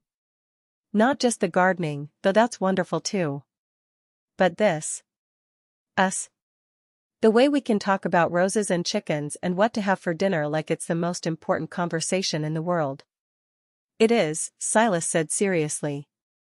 Those conversations, those shared decisions about small things, they're what love looks like in real life. Grand gestures are beautiful, but it's the daily choice to build something together that makes a marriage. That evening, they sat in the conservatory with catalogs and graph paper, sketching out plans for their garden with the intensity of architects designing a cathedral. Outside, the last light of day was fading into purple twilight, and somewhere in the mansion, a clock chimed the hour. For the first time in 30 years, Silas heard that chime not as a reminder of time passing and opportunities lost, but as a promise of all the hours and days and seasons they would have together, all the gardens they would plant and tend and watch bloom in the years to come. April brought with it not just the tender green of new leaves and the sweet scent of apple blossoms, but also a tentative knock on the front door of Graceland Heights that would have been unthinkable just 6 months earlier. Silas opened it to find Dr. James Morrison, his childhood friend and former college roommate, standing on the doorstep with the uncertain expression of someone who wasn't sure if he was welcome. Jamie, Silas said, using the nickname he hadn't spoken aloud in decades. I can't believe you're here. I wasn't sure you'd want to see me, James admitted, shifting nervously from foot to foot. After the gala, word gets around. I heard you were, well, that you were living again. I thought maybe it was time I stopped respecting your desire for isolation and started acting like the friend I used to be. The two men stood there for a moment, 30 years of silence stretching between them like a bridge neither was sure how to cross. Then Silas stepped aside and gestured for James to come in. And just like that, the first piece of his old life clicked back into place. Marin, Silas called as they entered the library, we have a guest. I'd like you to meet the man who taught me how to play poker and got me through organic chemistry. Dr. James Morrison turned out to be everything Silas had said and more, a brilliant physician who'd dedicated his life to pediatric surgery, a man whose humor was as quick as his intellect and whose kindness was evident in every story he told about his work at the Children's Hospital. He and Marin took to each other immediately, bonding over their shared experience of dealing with Silas's particular brand of stubborn nobility. He was always like this, James confided to Marin over dinner, gesturing with his wine glass towards Silas, who was pretending to be offended by the character assassination. Even in college, he'd take on everyone else's problems and convince himself he was fine, right up until he'd collapse from exhaustion or stress or both. Some things never change, Marin said with a fond look at her husband. Just last week I had to remind him that he's allowed to take breaks from managing his empire to eat actual meals. I eat meals, Silas protested. You cook them for me every day. Sitting down and enjoying them doesn't count as the same thing as wolfing them down while reading reports, Marin pointed out, which made James laugh and nod in recognition. The evening stretched long and comfortable, filled with stories from their college days and updates on mutual friends, plans for the future and gentle acknowledgement of the grief that had shaped all their lives. James had lost his wife to cancer 5 years earlier, and though his pain was different from Silas's, there was a recognition between them of men who'd learned to carry loss without letting it destroy them completely. You should come to the hospital sometime, James said as the evening wound down. Meet some of the kids, see what your donations have made possible. We have a music therapy program now that's doing incredible things for the patients. Music therapy? Silas asked, his interest clearly piqued. Piano, mostly, but also singing and simple instruments for the smaller children. There's something about music that reaches them when nothing else can. We have volunteers who come in, but we could always use more, especially someone with your level of skill. Marin watched her husband's face as he considered the suggestion, seeing the moment when possibility became probability. This was how healing worked, she realized. Not in grand gestures or dramatic revelations, but in small moments when someone offered you a chance to be useful, to matter, to contribute something beautiful to the world. I'd like that, Silas said quietly. I'd like that very much. James's visit became the first of many. Other friends emerged from the woodwork as word spread that Silas Everhart was not only alive and well but actively welcoming company. College roommates and business associates, childhood friends and distant cousins, people who'd respected his need for solitude but had never stopped caring about him. Not all the reunions were easy. Some conversations required apologies for years of ignored phone calls and unanswered letters. Others involved painful acknowledgments of time lost and opportunities missed. But each reconnection added another thread to the fabric of the life Silas was rebuilding, another reminder that isolation had been a choice rather than an inevitability. I used to think that grief required solitude, he told Marin one evening as they walked through their garden, now green with the first shoots of the vegetables they'd planted together. That loving Lila properly meant shutting everyone else out, preserving something pure and untouchable. And now? Marin prompted, though she could see the answer in the way he'd thrown himself into reconnecting with old friends, in the way he lit up when he talked about his visits to the children's hospital, in the way he'd started calling his scattered relatives just to check in and hear their voices. Now I think that love is meant to expand, not contract, Silas said. That the best way to honor what Lila and I had is to use what she taught me about love to connect with other people, to make the world a little less lonely for everyone I meet. The transformation was remarkable to witness. The man who'd spent 30 years as the ghost of Graceland Heights was becoming someone new, not erasing who he'd been, but adding layers, depth, complexity. He started attending city council meetings, offering his business expertise to local development projects. He joined the hospital board, using his influence to secure funding for programs that mattered to him. Most remarkably, he began playing piano at the children's hospital every Tuesday afternoon, bringing music to young patients who were fighting battles far more serious than anything he'd ever faced. The first time he came home and told Marin about a 6-year-old who'd fallen asleep to his playing of Claire de Lune, she saw tears in his eyes and knew that he was finally, truly healing. The funny thing, he said, sitting at their own piano that evening and playing the same gentle melody he'd shared with the children, is that I thought helping them would make me sad, would remind me of everything I'd lost. But it does the opposite. It reminds me of everything I still have to give. May brought an unexpected visitor to Graceland Heights, Sarah Calloway, Marin's estranged sister, standing at the kitchen door with the uncertain posture of someone who wasn't sure if she'd be welcome.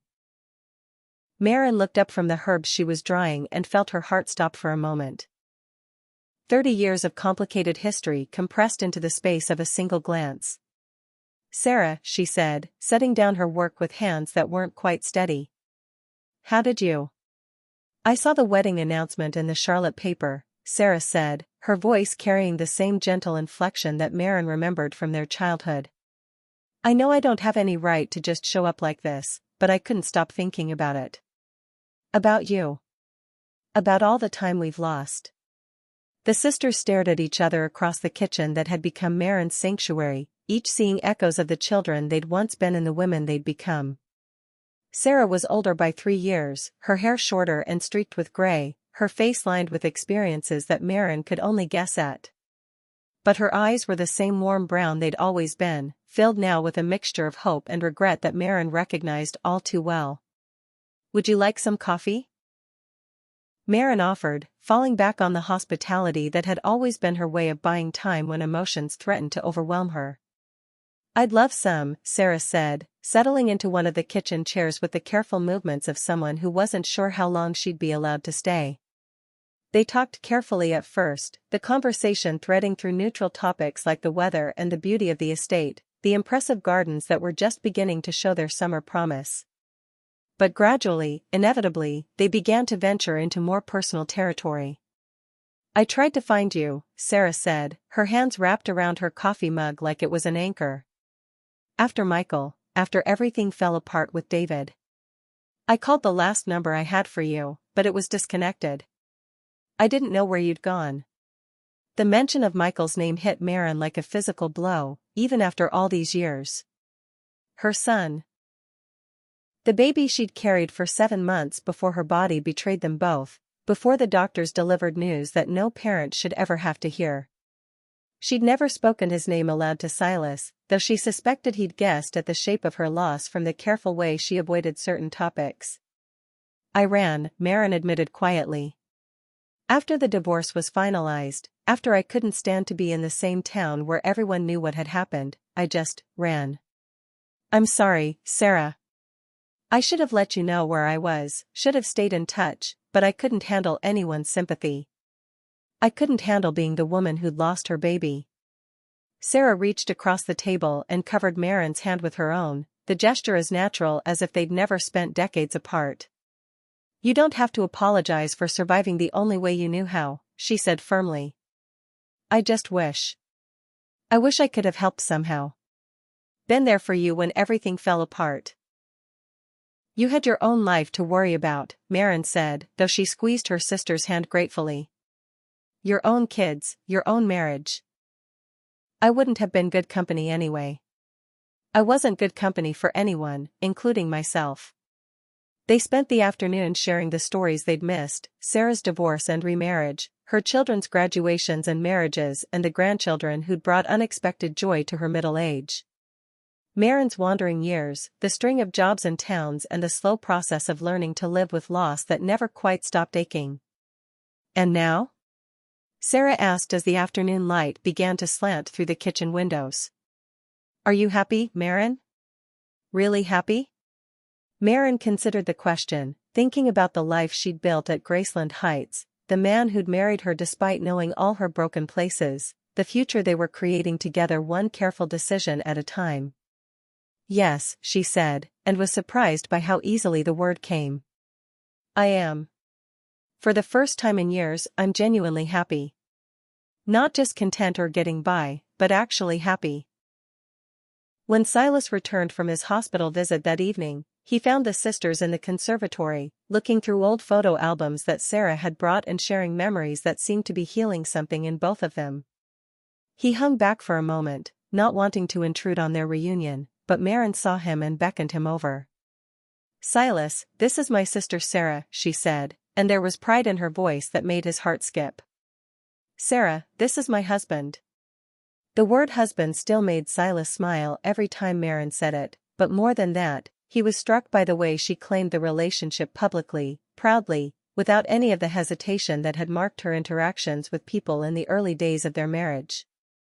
Sarah stayed for dinner, regaling Silas with stories from Maren's childhood that made his wife blush and laugh in equal measure.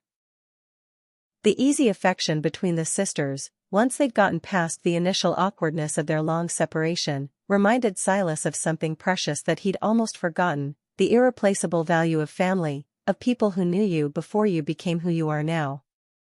"You should come visit us in Charlotte," Sarah said as she prepared to leave. "The kids would love to meet their aunt's mysterious billionaire husband. And I think you'd like them, they're good people, even if they did turn out better than their mother had any right to expect." "We'd like that," Silas said, surprising himself with how much he meant it.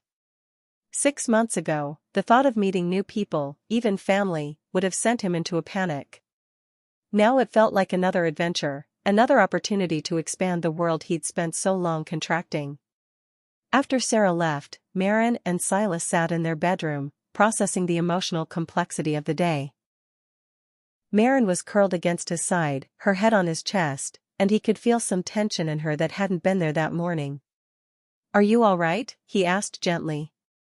"I think so," Maren said, her voice muffled against his shirt.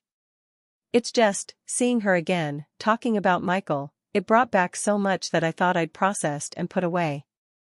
Tell me about him, Silas said quietly. You don't have to, but if you want to. I'd like to know about your son. Maren was silent for so long that Silas thought she might not answer. Then, in a voice so soft he had to strain to hear it, she began to talk. About the pregnancy she'd wanted so desperately, the nursery she'd painted yellow because she'd wanted to be surprised. About the routine ultrasound that revealed the problem, the specialists who explained in careful medical language that sometimes these things just happened. About the birth that wasn't really a birth, the funeral for someone who'd never had a chance to live, the marriage that crumbled under the weight of shared grief. David blamed me, she said, tears flowing freely now. Not out loud, never directly, but I could see it in his eyes. Like if I'd been stronger, or healthier, or just different somehow, our baby would have lived. And you blamed yourself too, Silas said, recognizing the pattern because he'd lived it himself. Every day for 5 years, Maren admitted. Until I realized that the blame was going to kill me if I didn't find a way to let it go. That's when I started running, started cooking for other people, started trying to make something good out of all that pain. Silas held her while she cried, offering the comfort of presence without trying to fix what couldn't be fixed. He understood now why she'd been drawn to his grief, why she'd been able to see past his walls to the person struggling underneath. They'd both learned to carry the weight of loss, both discovered that sometimes survival meant accepting that some questions would never have answers. I never thought I'd want children again, Maren said eventually, her tears slowing. I was too afraid of losing another one. But lately, being here with you, seeing how you are with the kids at the hospital, I've been wondering if maybe it's possible to want something again without being paralyzed by the fear of losing it. We don't have to decide anything right now, Silas said, though his heart was beating faster at the implications of what she was saying. We have time to figure out what our family looks like, whether it's just us or something bigger. Just us is pretty wonderful, Maren said, lifting her head to smile at him through her tears. But the idea of more, of creating life instead of just surviving it, that feels pretty wonderful too. They held each other in the darkness of their bedroom, two people who'd learned that healing wasn't a destination but a journey, that love didn't erase the past but could transform it into something beautiful and useful and profound. Summer arrived at Graceland Heights in a riot of color and abundance that seemed almost excessive after decades of careful restraint. The gardens that Maren and Silas had planted together exploded into life, tomatoes heavy on the vine, herbs perfuming the air with their fragrance, flowers blooming in combinations that shouldn't have worked but somehow did. The chickens had arrived in May, 6 hens with personalities as distinct as any pet, and a rooster named Fitzgerald who took his duties seriously and announced each dawn with the enthusiasm of someone who'd never doubted his own importance. Maren had been right about their companionship. There was something deeply satisfying about the rhythm of caring for them, collecting eggs, watching them scratch contentedly in the dirt. I never thought I'd become the kind of person who has conversations with chickens, Silas admitted one morning as he helped Maren scatter feed, addressing his comments to a particularly bold hen named Zelda who seemed to consider herself the leader of the flock. What kind of person did you think you were? Maren asked, genuinely curious. Silas considered the question as he watched Zelda efficiently organize her companions around the best feeding spots. Someone serious, I suppose. Someone whose life was about important things, business, responsibility, legacy. I never imagined that some of the most important moments would involve vegetables and chickens and the particular way morning light hits the conservatory windows.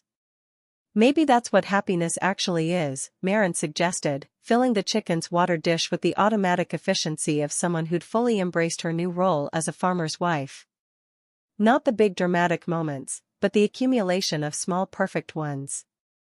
The way Fitzgerald struts when he's proud of himself. The taste of tomatoes still warm from the sun. The sound you make when you're concentrating on a difficult piece of music. The music had become central to their life together in ways that surprised them both. Silas's Tuesday afternoons at the Children's Hospital had expanded to include evening concerts in the conservatory, intimate gatherings where friends and neighbors could enjoy wine and music in the beautiful space they'd created. Marin discovered she had a gift for organizing these events, for creating an atmosphere where people felt welcome and at home. "You should do this professionally," suggested Margaret Whitmore after a particularly successful evening featuring a string quartet from the local college. "Event planning, I mean. You have a natural talent for bringing people together." The idea took root in Marin's mind like a seed finding fertile ground. Within a month, she'd established Graceland Events, a boutique company specializing in intimate gatherings in beautiful settings. Her first official client was Sarah, who hired her to plan a reunion for their extended family, the first Callaway gathering in over a decade. "Are you sure you're ready for this?" Silas asked as they prepared for the invasion of relatives. 23 people arriving for a long weekend that would test every hospitality skill Marin had developed over the years. "No," Marin said honestly, adjusting flowers in a vase with the nervous energy of someone who wanted everything to be perfect. "But I think that's okay. I think maybe being ready for something isn't a prerequisite for doing it." The reunion was a revelation. Cousins who hadn't spoken in years rediscovered their affection for each other.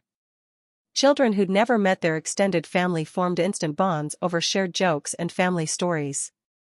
And at the center of it all, Marin moved with the grace of someone who'd found her calling, making sure everyone felt included, that conversations flowed naturally, that the shy relatives were drawn into the warmth of the larger group.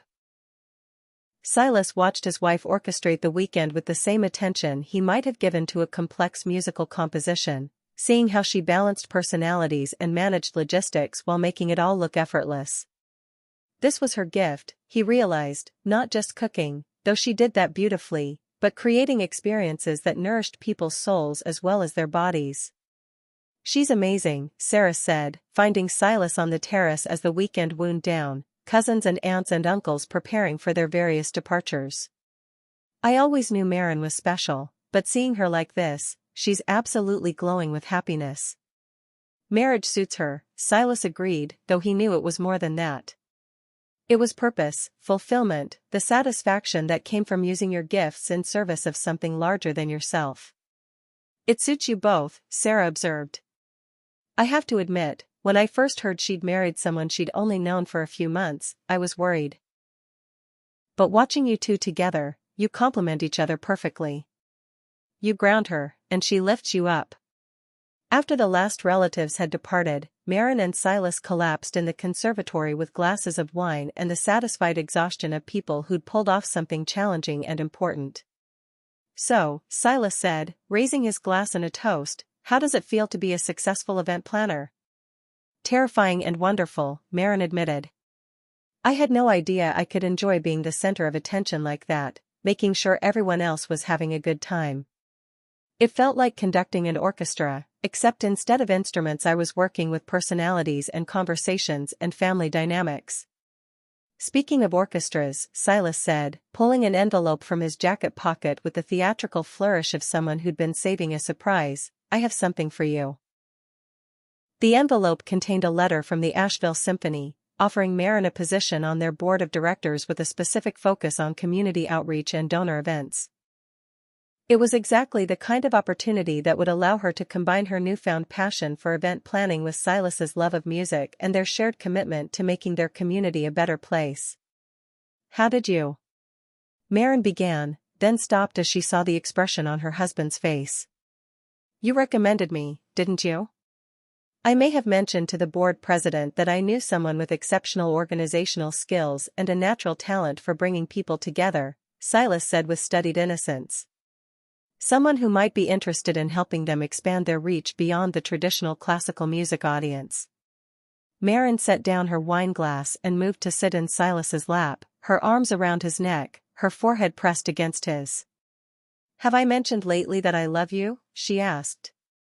"Only every day," Silas said, his hand settling at her waist with the familiarity of someone who'd memorized the geography of another person's body and soul. "But I never get tired of hearing it." "Good," Marin said, "because I plan to keep saying it for the next 50 years or so." They sat in comfortable silence as the sun set behind the mountains, painting the sky in shades of rose and purple that seemed designed specifically for their enjoyment. Around them, the conservatory filled with the soft sounds of evening, the fountain trickling over stones, the whisper of wind through the glass panels, the distant sound of Fitzgerald settling his flock for the night. "What do you think?" Marin asked eventually. "Are we building something worth keeping?" Silas looked around the space they'd created together, not just the physical beauty of the conservatory and gardens, but the life they'd constructed from love and patience and the daily choice to see possibilities instead of limitations. "We're building something extraordinary," he said. "Something that honors where we've been while embracing where we're going. Something that would make both our pasts proud." As if summoned by his words, a gentle breeze stirred the air around them, carrying the scent of roses and the promise of all the summers still to come. 1 year after their wedding, Marin and Silas stood in the conservatory where they'd first shared a meal, where they'd planned their garden, where they'd been married surrounded by flowers and friends and the wild beauty of love finally allowed to bloom. The anniversary wasn't just a celebration of their marriage, but a recognition of how completely their lives had been transformed by the decision to open their hearts to possibility. The Children's Hospital had just dedicated a new wing funded by the Everhart Foundation, complete with a music therapy center where Silas spent 3 afternoons a week now, teaching young patients that beauty could exist even in the darkest circumstances. Graceland Events had a waiting list of clients who wanted Marin to create magical experiences for their most important celebrations. And the estate itself had become something unprecedented, a private home that regularly opened its doors to the community, hosting concerts and charity events and gatherings that brought people together in ways that mattered. "Do you ever miss it?" Marin asked as they watched their latest house guests, a group of young musicians from the local college who'd come for a weekend workshop, pack their instruments and prepare to leave. "The solitude, I mean. The simplicity of a life with no obligations to anyone but yourself?" Silas considered the question seriously, thinking about the man he'd been just 2 years earlier, isolated, afraid, convinced that safety lay in keeping the world at arm's length. That man felt like a stranger to him now, someone he could barely remember being. "Never," he said with absolute certainty. "I thought I was protecting myself by staying hidden, but I was actually slowly dying. You didn't just save my life, Marin. You taught me how to live it." "We saved each other," Marin corrected gently. "I was dying too, just more quietly. Running from town to town, job to job, convinced that I wasn't worthy of the kind of love that lasts. You showed me that broken doesn't mean unlovable, that our scars can actually be the most beautiful thing about us if we're brave enough to let them show." They walked through their gardens as the sun set, past the roses that were blooming for the second time that season, past the vegetable beds heavy with the abundance of late summer, past the chicken coop where Fitzgerald was settling his ladies for the night with the satisfied air of a job well done. "I've been thinking," Silas said as they paused beside the fountain that had been trickling peacefully through all their conversations, all their revelations, all their quiet moments of connection. "About what we want this place to become in the years ahead." "And?" Marin prompted, hearing something in his voice that suggested he'd been giving this considerable thought. "I think we should make it official," Silas said. "Turn Graceland Heights into a foundation, a place specifically designed to bring people together. Workshops for musicians, retreats for writers, events that celebrate the kind of community connection that seems to be disappearing from the world." The idea was breathtaking in its scope and generosity, the kind of vision that could only come from people who'd learned firsthand that healing happened in relationship, that isolation was the enemy of everything beautiful and meaningful. "We could call it the Second Chances Foundation," Marin suggested, warming to the possibility. "A place where people come to remember that it's never too late to begin again, to choose love over fear, to build something beautiful from the pieces of what came before." They spent the evening sketching out plans with the enthusiasm of people who'd discovered that their individual gifts became exponentially more powerful when combined. Silas's business acumen and musical expertise, Marin's talent for creating meaningful experiences and her understanding of what people needed to feel truly welcomed, together, they could create something unprecedented. "There's one more thing," Silas said as they prepared for bed, his voice carrying the nervous excitement of someone about to share something important. "I've been working on a piece of music." A symphony, actually. About us. About second chances and the way love can resurrect what we thought was dead forever. He led her to the music room, where sheet music covered every surface, months of work, a composition that told their story in the universal language of melody and harmony. He played portions of it for her, themes that represented their separate griefs weaving together into something more complex and beautiful than either could have created alone.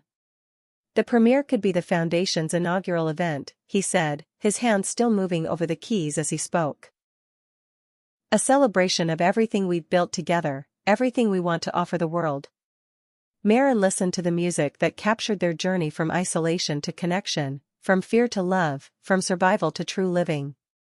It was beautiful and heartbreaking and hopeful all at once, a perfect representation of what their life together had become. "What will you call it?" she asked when the last notes faded into silence. "The Graceland Symphony," Silas said. Subtitled "A Story of Second Chances."